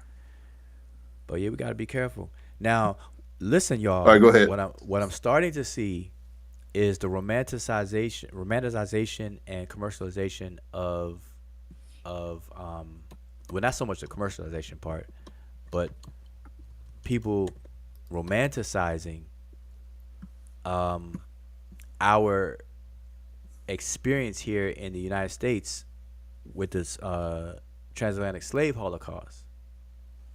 All right, so be mindful of that. Don't let people romanticize that just to win arguments and things like that. And I'm gonna get into that in another live stream. Address a few things. All right, so your Can you see it? work is, yep, it's on the screen for everybody to see. Okay. Can you see my cursor? Yep. Okay. Yeah, so like right around here. And I guess we can kind of go over the glyphs first to make sure I didn't make any mistakes. But yeah. Okay. Now I don't know why it's blurry. It's a little bit blurry for me. Do I need to shrink it down or something, or? No. You can leave it. I think something I have to do. I'm trying to see how it looks on YouTube. Yeah, it's just a little blurry on YouTube also. Oh, is that my YouTube setting? No, that's not my YouTube setting. Do I need to change something on my end? Well, see if you could blow it up. Like, you see how you have it at 200% on the bottom right? Yeah. Make it, what's the next one? 400. Put it. All right, let's just see real quick. Okay, yeah. Even though you had to probably scroll left and right for us to read, but yeah, that's better. Okay. Yeah, that's big. That's that the bifocals type cover right there. Okay, hi. Okay, but okay. So what was your So right here. So roughly when I went through it, I came out with a drip down from the phallus of Ra, and in his way, as he is the one who cut. Oh, let me go. Of course now. Oh, there we go. All right. Okay, here we go. In this way is the one who cut himself.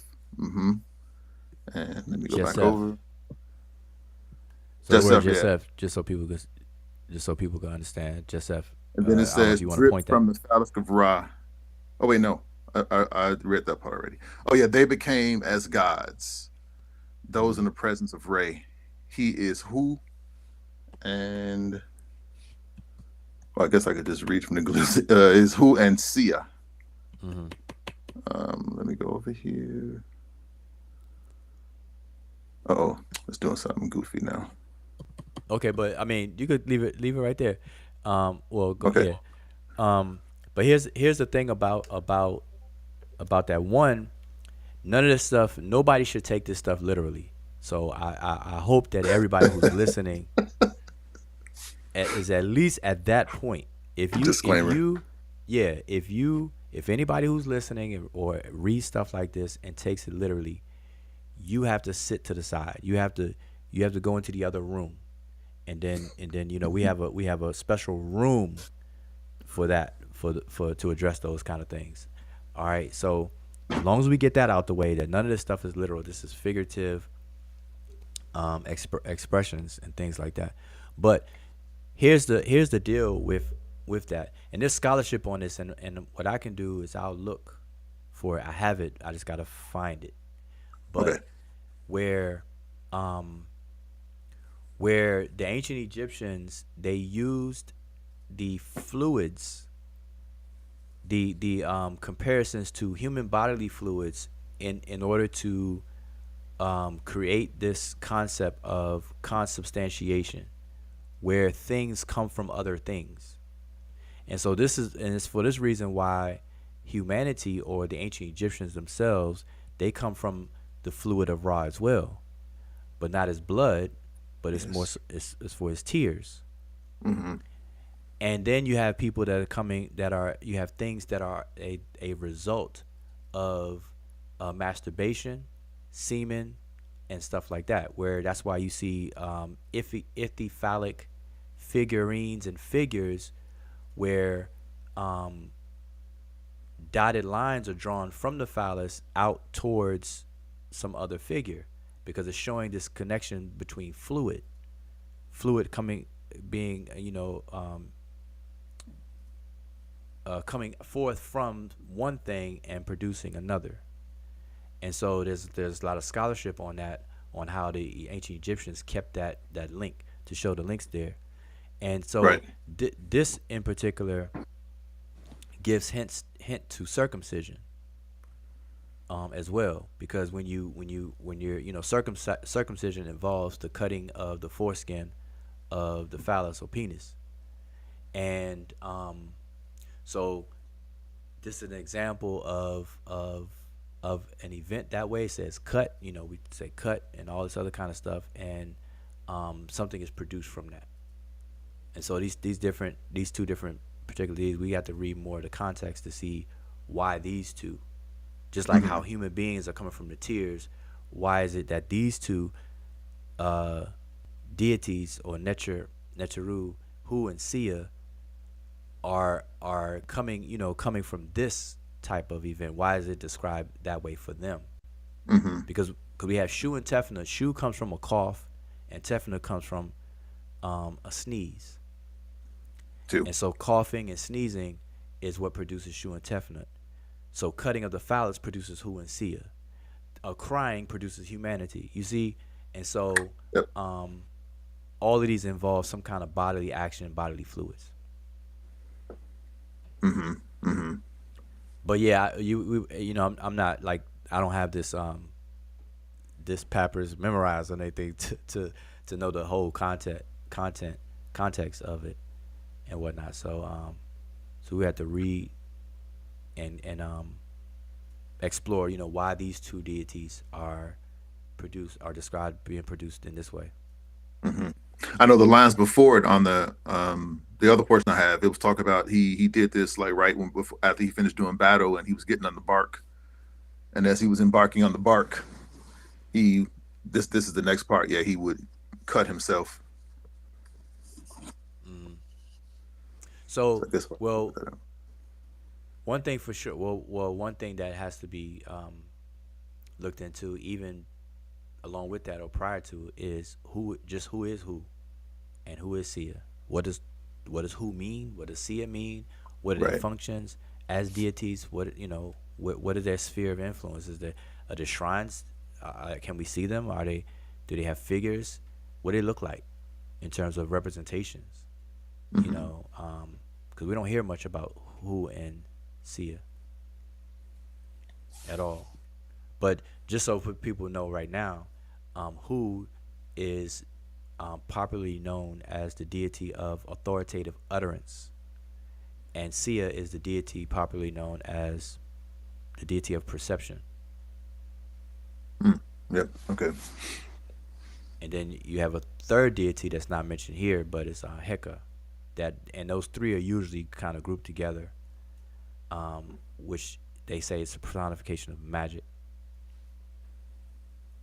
So you got magic, authoritative utterance, and perception. Or heka, they say words of power,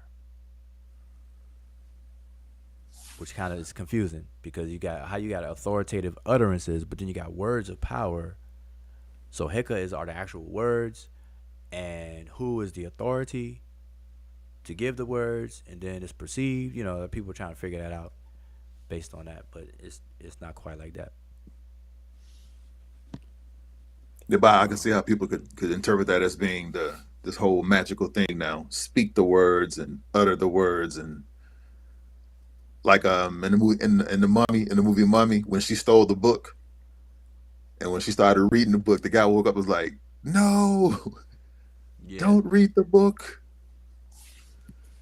yeah. And she Then resurrected him post that. you got shows like Gaia and all that where people talk about I forgot the proper name for it, sinography or whatever, where they deal with the sound waves and the patterns that sound waves produce Mm-hmm. and things. I forget what the name of it is. Science something. And they talk about that. They say resonant frequencies, how people can levitate 2-ton objects weighing 2 tons with the right vibratory frequencies if they learn Right. how to sing or chant it, and that's how they built the pyramids. They were in a circle chanting, and the singing resonated and vibrated to a point where they could lift the rocks Mm-hmm. and stuff like that and move them into place. Oh, or like the walls of Jericho, when they brought down the walls of Jericho in the Bible. Yeah, they describe that as how they do that. I think it was what was with sound. Were they singing or something, or it was something with sound, Yeah, probably so. if I I, remember f- I, right. Yeah, f- I think they mentioned about sound. I forgot the that story. So um what RGR says, I used to believe that in 2008. He said 2008 I used to believe that. Yeah, listen, I'm telling y'all, the safest thing for you all to do is to be a skeptic. Skepticism is very healthy, but don't, like anything else, don't go over, don't be an extreme skeptic to where you disbelieve anything, even in the face of evidence, because that's when you move away from being a skeptic. Skepticism, or being a skeptic, simply means that the outcome of being a skeptic, I should say, is that you will take time to look behind something that's being done, claimed, or said, or whatever the case is. You don't just accept it on the surface and at first introduction to things, because that becomes dangerous. That's on the lines of defined as gullible, being gullible, where you just believe any and everything, and that's a vulnerable position. You can be taken advantage of um, by all kinds of different ways, and so it's very healthy to have a skeptic mind. And anything that you feel is out of the ordinary should be met with a higher degree of skepticism. And the reason why is because every phenomenon that we can experience and witness, all of it has an explanation. So if you experience something or you witness something and it's brand new to you and odd to you, don't don't immediately go to the conclusion and spooky route. Go to the scientific pathway and try to figure it out, knowing that there is an explanation, even if you don't know it at that point. And so that's always the healthy thing to do. And from what I'm saying, there's a saying that extraordinary claims uh, require extraordinary evidence, or however that goes. I probably just butchered that saying, but um, That's what that means. You got to meet the claim with the same level of necessary evidence. Somebody tell me that they were abducted by aliens. Now, who am I to tell them that they're wrong? So I won't sell somebody. Like if somebody were to walk up to me today and say, "Hey, Joe, I was abducted by aliens last night, and they did this, that, and the third." See, I'm not in a position to tell them that they're lying.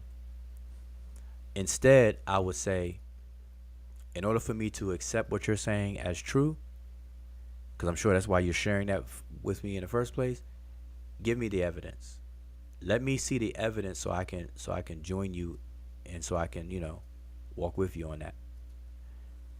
Outside of that, please don't expect me to accept what you're saying, because you may think it's true and may think something that actually happened to you, but I don't have to accept it until you provide me the evidence.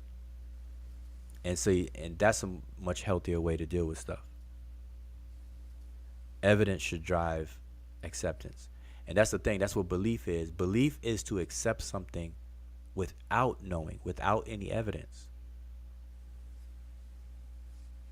That's belief. And people confuse belief with religion.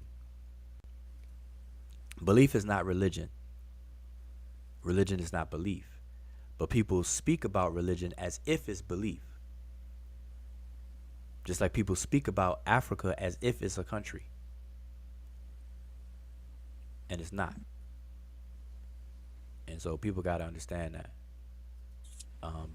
It's helped to be skeptic. It's a scientific way, scientific mind. But yeah, so so I guess back to what you were saying, Chris, though, in terms of that the overall consensus in scholarship, and there's scholarship on this, and I'll try to dig up. I just have to find it because I these are things I've read like a while back, so I had to find it.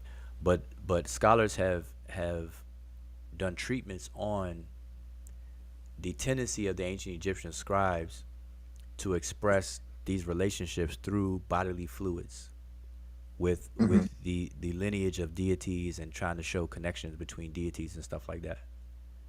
So that would fall right in the same line of those. Okay. Yep. And they go into it. But what's interesting about that, like I said, would be to find out why certain fluids are for certain things, or why not everybody from the blood of something, why not everything from the tears, but they split it out. Got coughing, sneezing, vomiting. You have blood. You have tears, crying. You even have sweat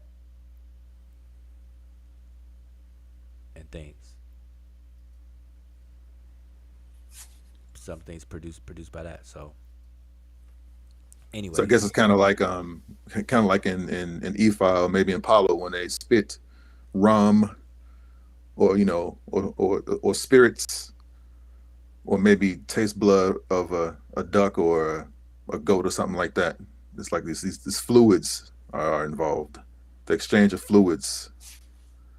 yeah. Well, you have this overwhelming belief that life is in the blood, and so and see where that comes from is very, very simple.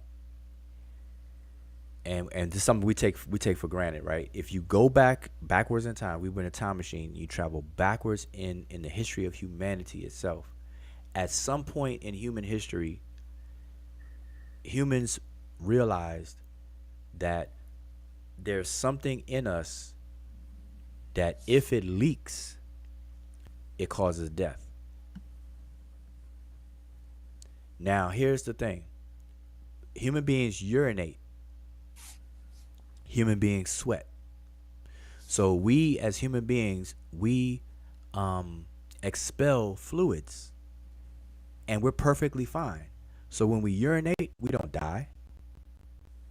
When we sweat, we don't die. When we spit, we don't die.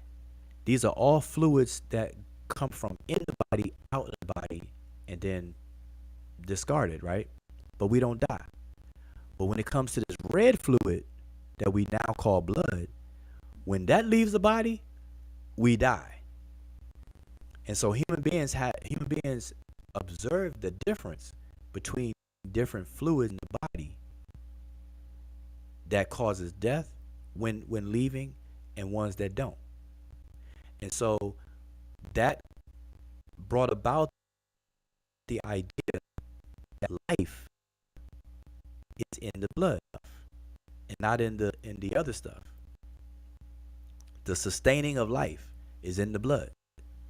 And so to absorb the life of another is to absorb or digest or ingest the blood.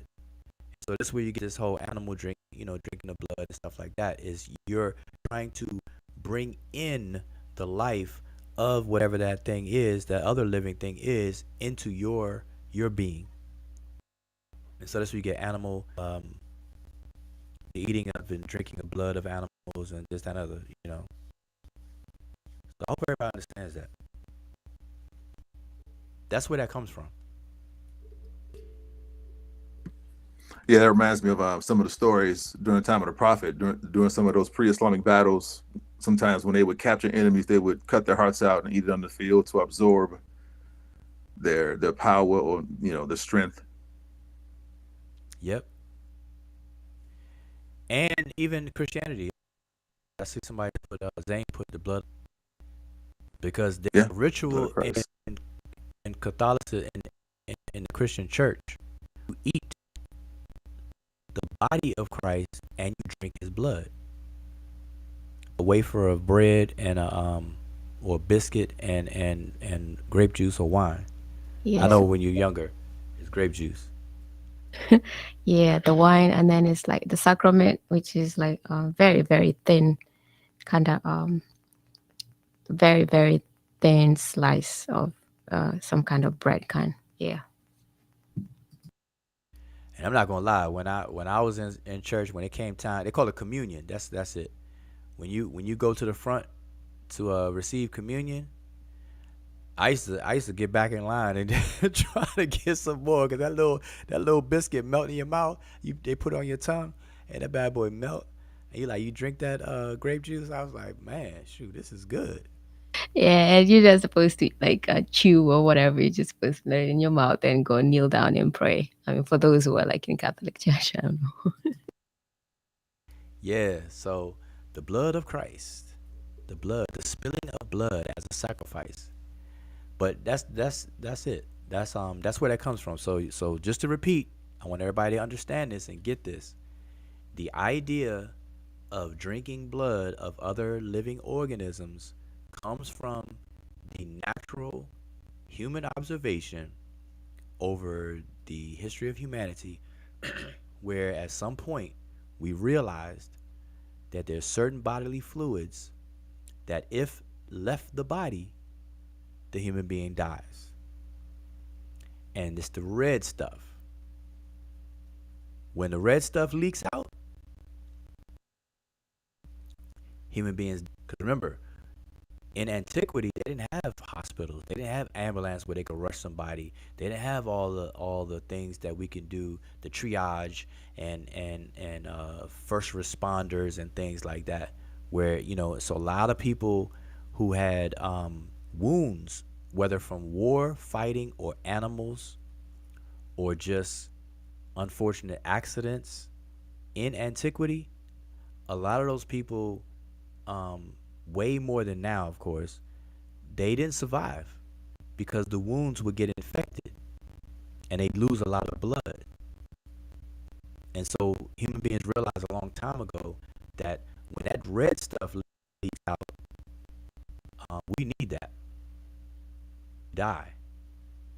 And so the idea of life being contained in that red substance was prevalent. And so the spirit, remember what spirit is. Spirit is wind, and it's used metaphorically to something that cannot be seen, that causes something else that can be seen to react, move, or whatever case is. So they looked at the spirit being in the blood, because that whatever that is, it has to be in the blood, because when the blood leaves the body dies. So to prevent death, you have to keep the blood in the body, and in the blood is life. And that's where the spirit is.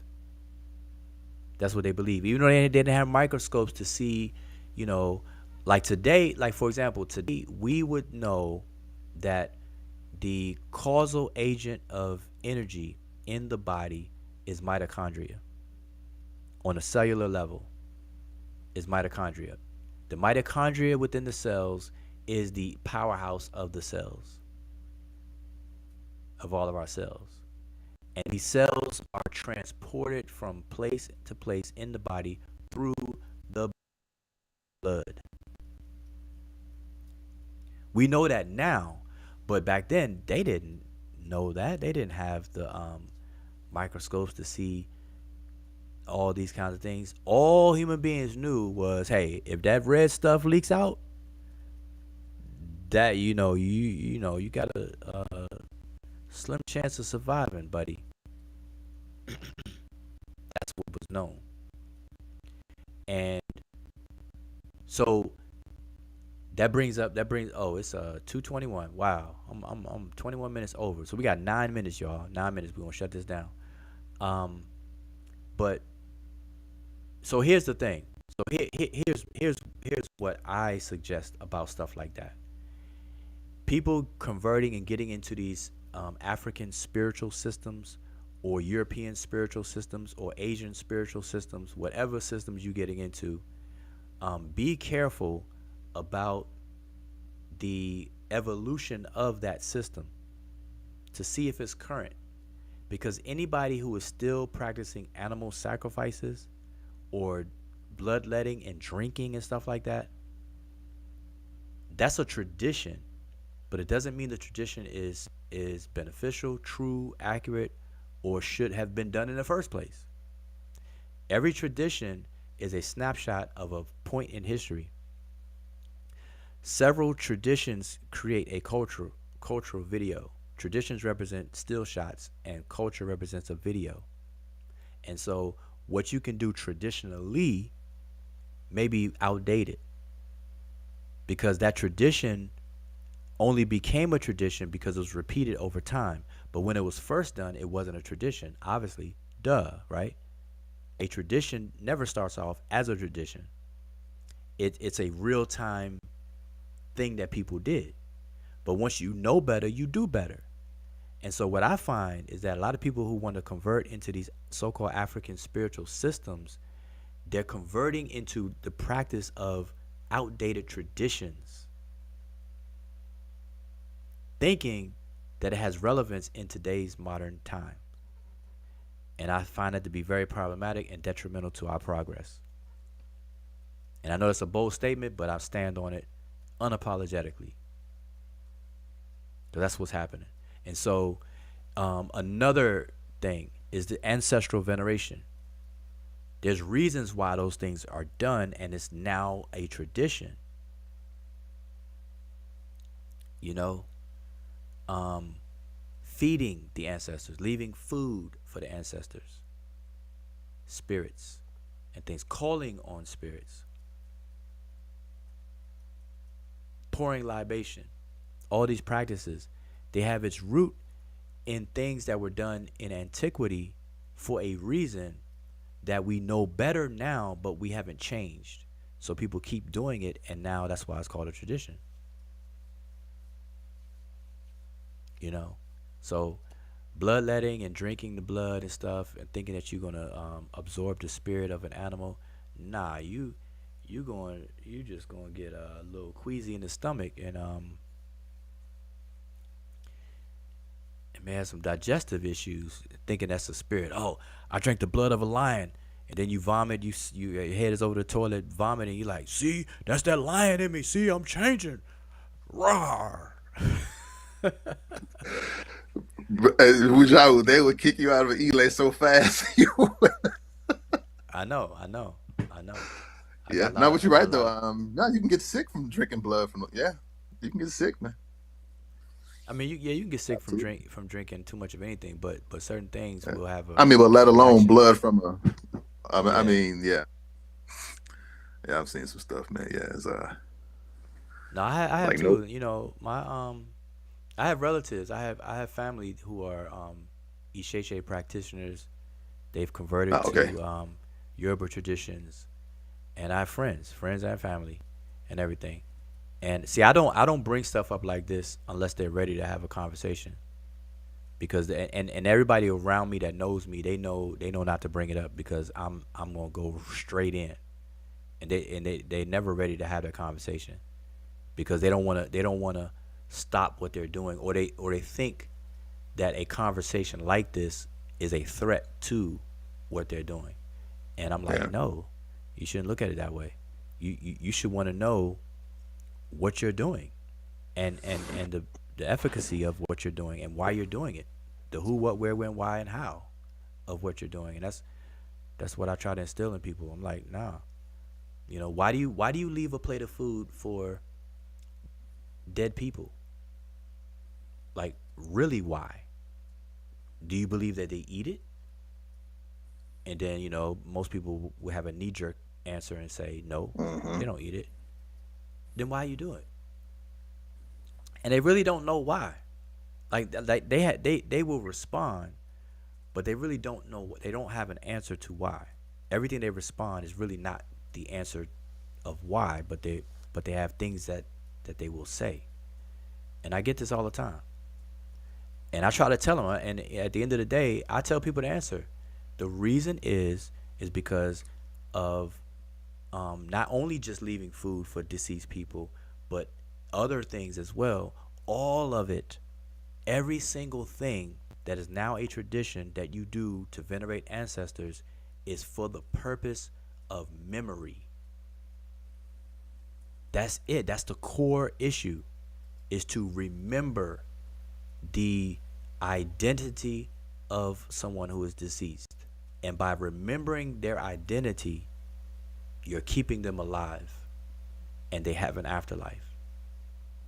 And that's Hmm. the whole point. The whole point is to keep people in memory. And this, even in obituaries, they say, in the loving memory of, in the loving memory of, remember this, remember the name of so and so, say his name, pouring libation, calling on people's names.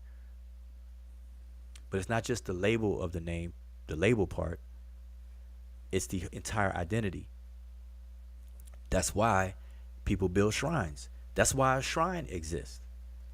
Your family shrine in your house is a set aside place. They call it sacred place, which is really to just set aside a place in your house, usually a corner of a room, and you decorate it and you put things in that space that remind, that's the key word, remind you of deceased people, certain deceased people that you want to remember. That's the whole purpose. You put pictures there. You may put something sentimental, something that they owned. You bring food there because the idea of bringing food there, you're constantly thinking of them, and so you fix a plate as if they were sitting at your dinner table and eating. What better way to remember somebody is to treat them as if they're still alive? And people don't get it. That's why people, they fix a plate and they call it a sacrifice to an ancestor, but then they end up eating it anyway, or giving it away, or give it to animals to eat. They don't let it just rot and spoil. But anyway, so yeah, people are not really ready for those kind of conversations because they look at it, man. I don't know how they look at it. They look at it like the ancestors are really somewhere doing something. That's not it. They're only in our minds. Ancestors are memories. Y'all heard me say that, and I stand on that. Ancestors or deceased people are memories. They have influence on the living because they're remembered. Think about it. This is just straight, pure, logical deduction and reasoning. If you have no idea of the existence of a person, how in the world can that, or this, I'm saying deceased person, how in the world can that deceased person influence you? Do you know how many humans that have ever existed on the planet since human beings emerged as Homo sapiens sapiens? So you know how many humans have died, who were born and died since our existence? Any one individual on the planet only knows a 0.0000000% of humans that have ever lived on the planet.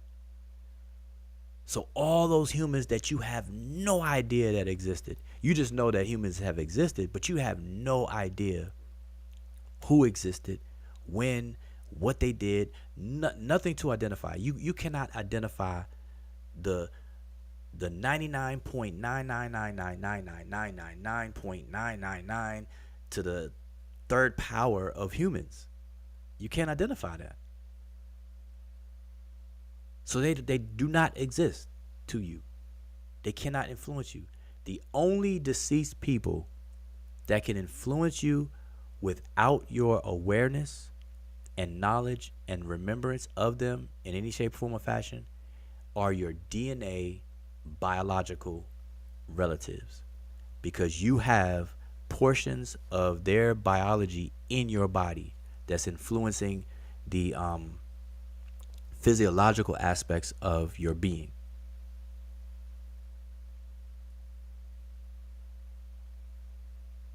That's it. And everything I just said, can't nobody refute anything I just said. They might not like it. Like, Chris, you're right. Because if I bring this up, and I want to have a whole conversation about it, I'm just saying it now. I'm gonna blame Chris. Chris gave me the excuse to say these things right now. But but yeah, people don't really. What I find, and I'm only saying this because of my experience. What I find is that people are not ready to have this conversation. I try to every now and then, but people are really not ready. They're really not ready. They don't want to look at ancestral veneration for what it actually is and what it's really all about. They want to look at it in a romanticized way, and that's what I mean. People got to be careful. They're romanticizing these things. They're romantic, and it's all a play on ignorance. And Africa is not exempt. There's over 3,000 different distinct ethnic groups on the continent of Africa. And those 3,000 distinct ethnic groups speak roughly 2,100 different languages on the continent of Africa.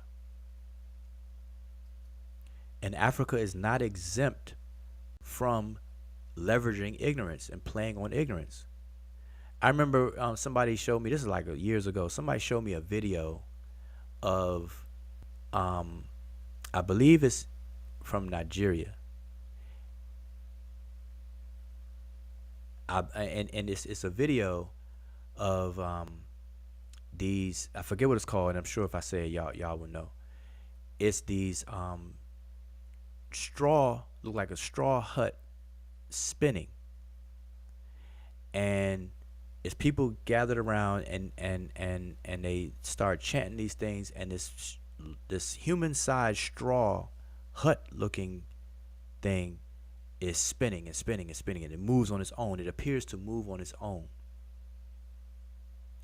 And they put something on the ground, and then they cover it with this straw thing. Then all of a sudden the straw thing comes to life, and it starts spinning.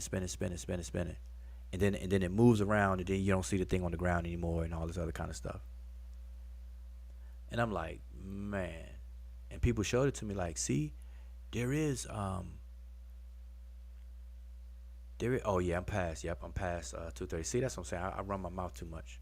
Oh, it's called a Zengbeto. Okay. RGRs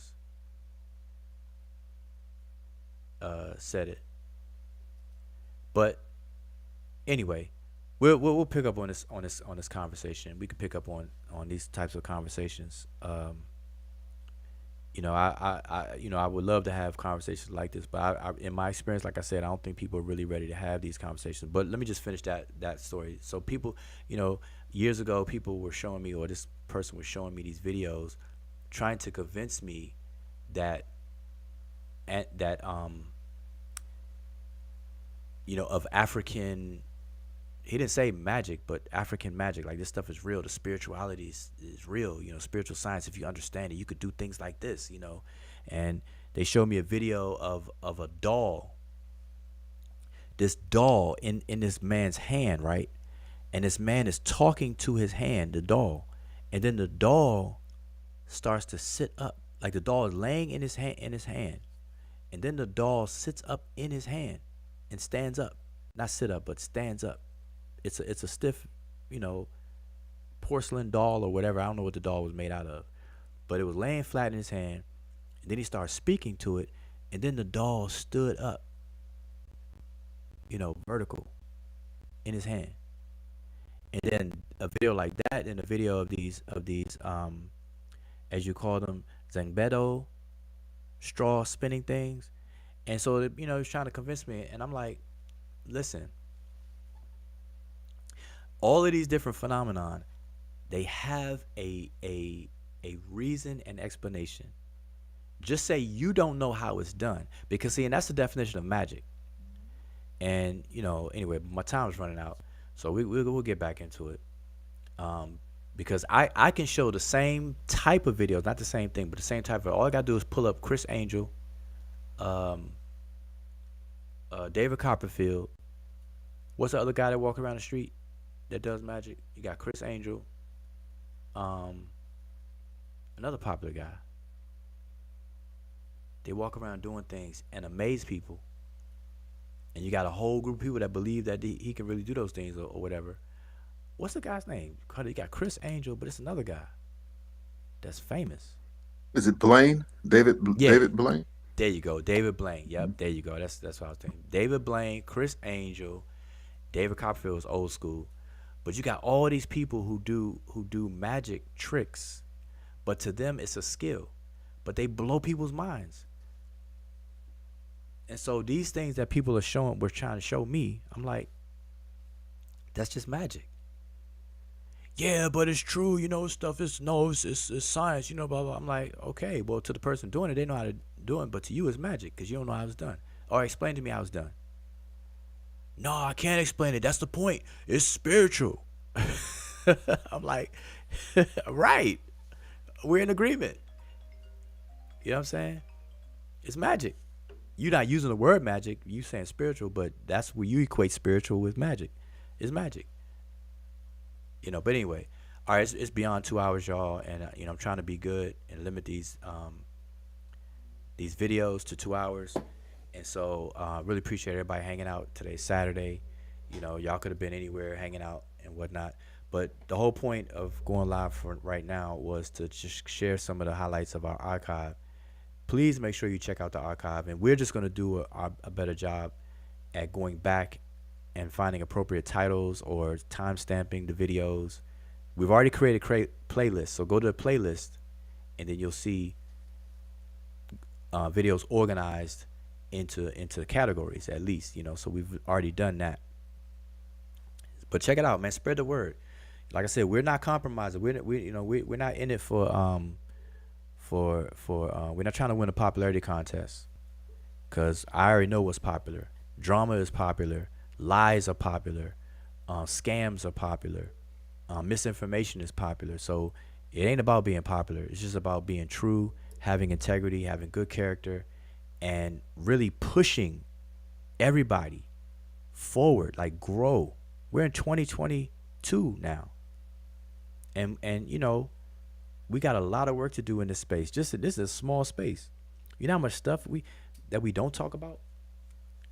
At least on this channel, I'm saying, like, we're focused on ancient Egypt, and that's a small thing compared to what every other thing that goes on around the world. You know, right now, like finances. We don't talk about credit. We don't talk about business savvy. We don't talk about civics, politics. We don't talk about health. You know, and stuff like that. So it's a whole lot to really get into in a very effective way.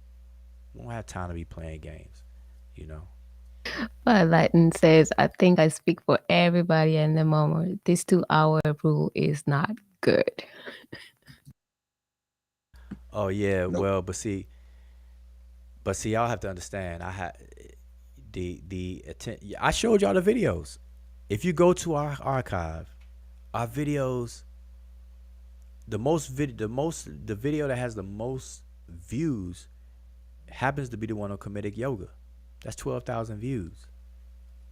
And the analytics show the longer the video, the least views it's gonna get.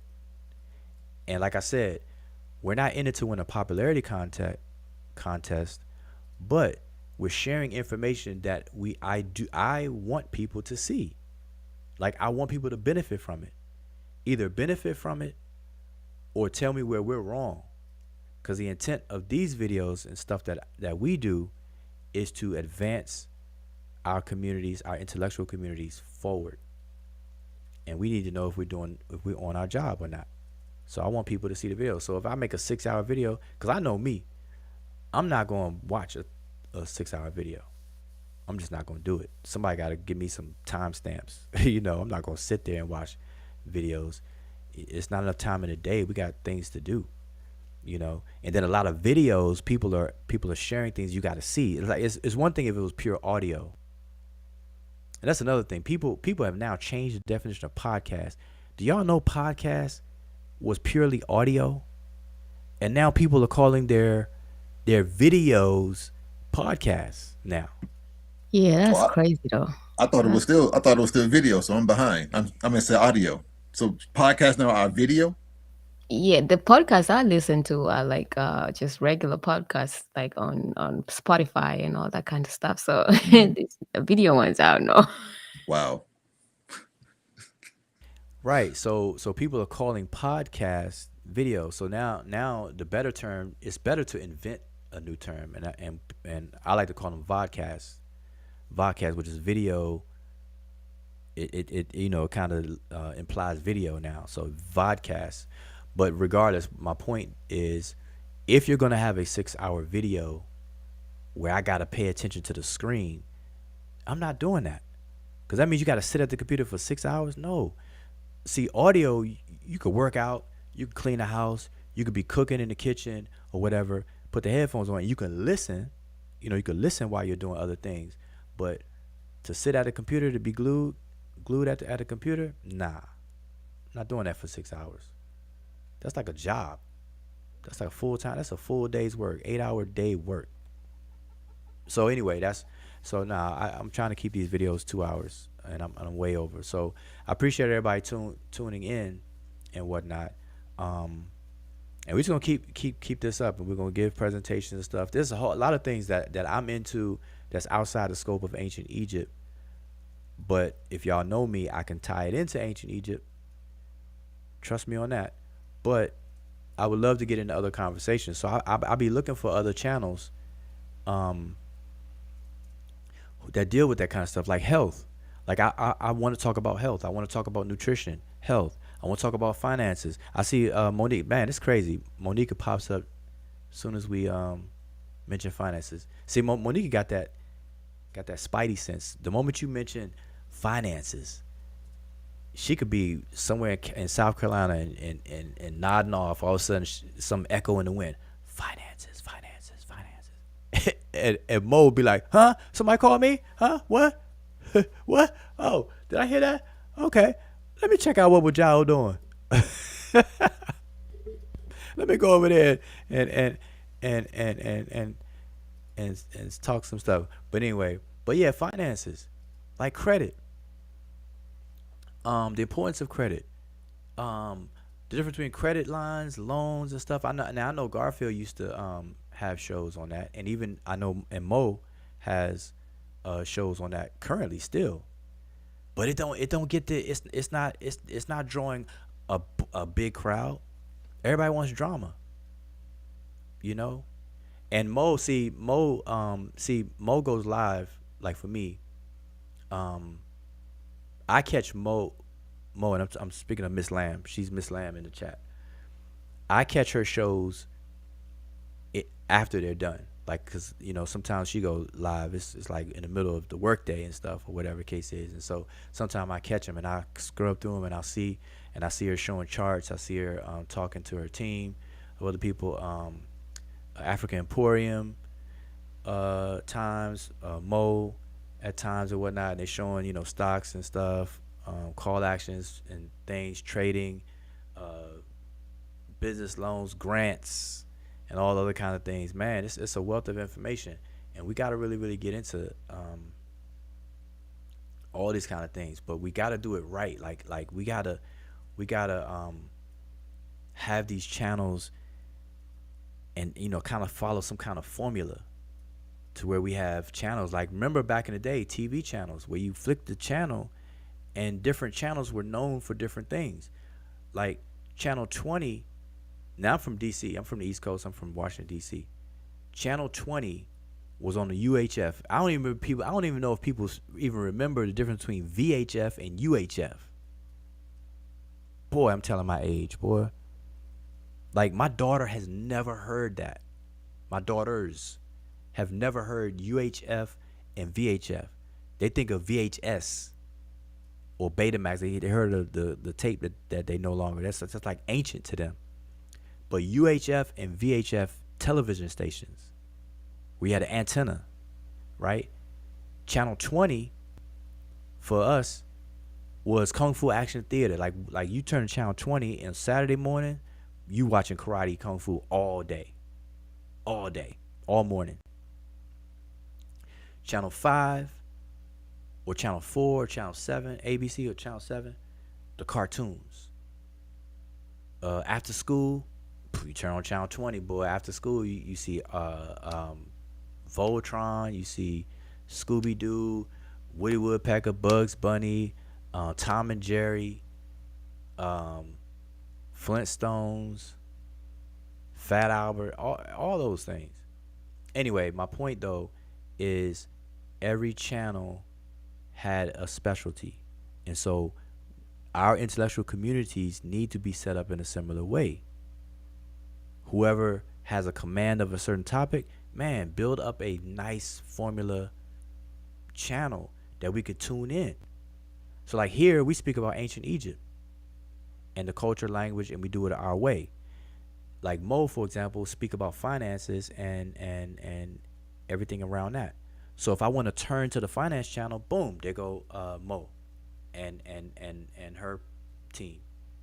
I want to learn about ancient Egypt, specifically this. Boom, let me turn to the Sesh. If I want to learn about biological evolution, DNA and genealogy, all that kind of, boom, turn to that channel. That's what we should be able to do. But if I want to turn to drama, if I want to turn to beefing, fake beefing, if I want to turn to the pseudo factories, I could turn to that channel. So listen, it's space for all of us. And everybody know the channels that are pseudo factories, boy. They are pumping out pseudos left and right. But we gotta call it that. Don't turn to a pseudo channel, a pseudo factory generating channel, and call it an educational channel. Don't call it PBS. Don't call that a PBS channel when it's really a drama pseudo whatever factory channel. Let's just own up to it and enjoy it as it is. You know what I mean? That's it. Don't do that. That's like being on a diet, knowing that you're not supposed to have any sweets, and you see a cake and you buy the cake only with the excuse of calling the cake a fruit. So just because you call a cake a fruit, don't make it a fruit. So calling these pseudo-filled channels educational doesn't make it so. So let's just own up to it, call it what it is, and enjoy it. We turn to that channel. Some people like that. So turn to that channel. We do that on TV. Turn on the game show. People like watch Jeopardy. Turn on the drama at night. People like used to watch, what's the show? Dallas, Who Shot JR, Dynasty, Hotel. Remember Love Boat? The show Love Boat? Remember the show Hotel, Dynasty? Remember the daytime soap operas? One Life to Live, Young and the Restless, All My Children, The Days of Our Lives. All of that. Then you want to go to news, 11 o'clock. Yeah, go ahead. I'm sorry. You still haven't seen Idiocracy yet, have you? No. What is it? It's on Netflix? I think it's on Netflix. It should Man, be. I mean, it's one of those movies that would be on there. well, Let can me you see. find it and send me the link in the Facebook inbox? Yeah, I do that. Yeah, do that. Look forward to something. All right, but y'all, I'm well over the time. Oh, yeah, Young and the Restless. Yeah, Zane said Young and the Restless. But anyway, my point though is we just have to start getting used to being brutally honest and just enjoy stuff as it is. We got to stop faking the funk. If you like drama, admit it. If you want to watch drama, watch it. But just call it drama though. Don't try to watch drama but call it education. You know, don't try to say, okay, I like drama. I want to see some beefing and some fussing, but I'm gonna call it a debate so I can watch it. Nah, don't do that. But anyway, y'all have a good rest of your day, and I appreciate you coming on, Chris. And I still got these other videos up.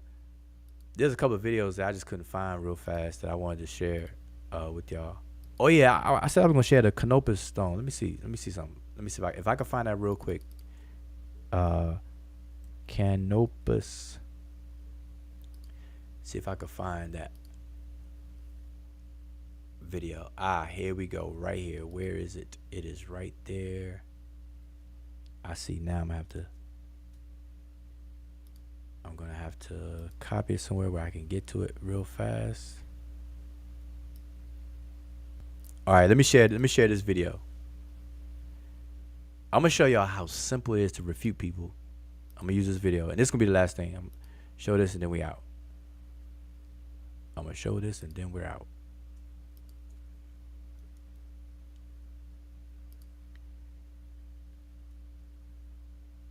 And you know what? I hope this is the video. Hold up. Let me see. Sorry, y'all. Just give me a minute.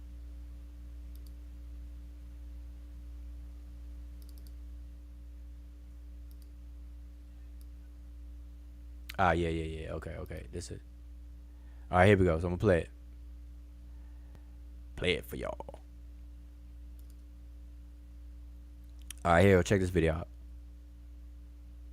Okay, now what was the stone of Canopus? It was a stone similar to the Rosetta Stone.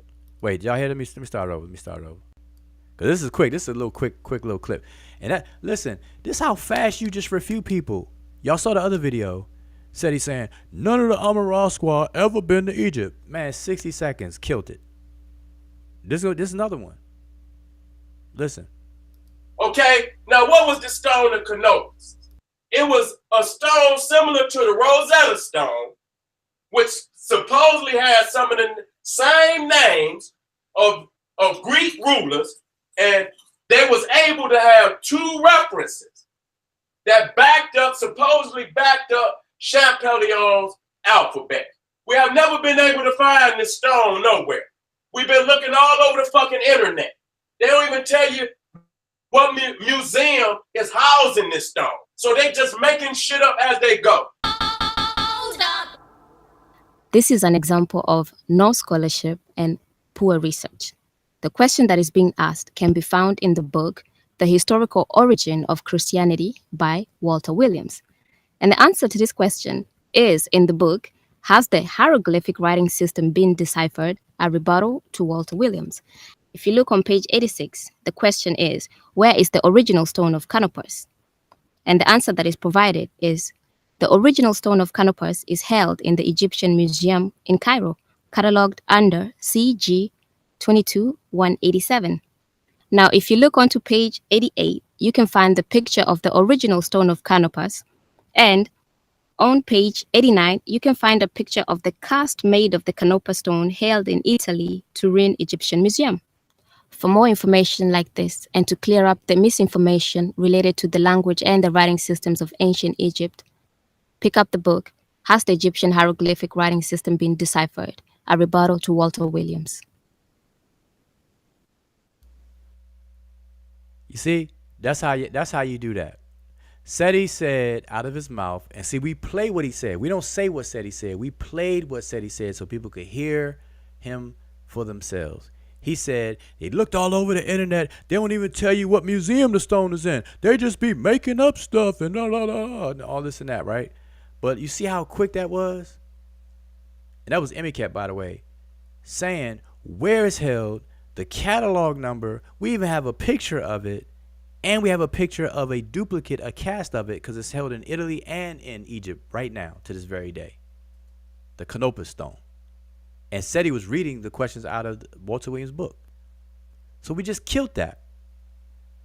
So why aren't people calling him on that? Now this is old, so I don't expect people to call him out on that now. But I'm saying, at the time, this is what we got to stop doing, y'all. We got to stop creating these cults of just accepting things without correction. We can follow each other. We can become fans and like people's style and the way they do things all day, every day. There's nothing wrong with that. But we cannot use that as an exemption from being wrong or being exempt from being corrected. Said he was just wrong. That's it. And it's okay. It should be okay to be wrong. It should just be okay to be wrong. It represents growth. If you're wrong and you learn from it and you don't make the same mistakes, that's growth. That's the definition of growth in that sense. So anyway, definitely need to shut this down. So I want y'all to enjoy the rest of your day. I'm sure other people may be going live or are live right now. So I really appreciate y'all tuning in our space on these internet streets. And spread the word. And make sure you subscribe and all that good stuff. So Chris, you got any final words? Then. All right. For those who are wondering, we're about to kick off another round of grammar. If you are a previous student of mine or anyone else, you are welcome to come on board and join in. Or yeah, if you're interested now, you can't jump on board the whole grammar scene if you haven't even done the beginner's level of things. But we're kicking off both things. We're doing another round of grammar, and we're trying to push the beginner's level of Sesh Netcher. So if you're interested, go to Sabre University and look at the courses and make sure you sign up. All right. And as far as the grammar, I'm going to be announcing that we're going to kick that off next week. I said 2 weeks from last week, and so next week we'll make that 2 weeks. So if you're interested, if you have some experience with the language on the beginner's level, even if you weren't a student of mine, you'd be a student of anyone else, that's perfectly fine. All right, we just want to make sure that you are competent enough to keep up, as we move forward through the grammar. But we also have beginners classes. All right.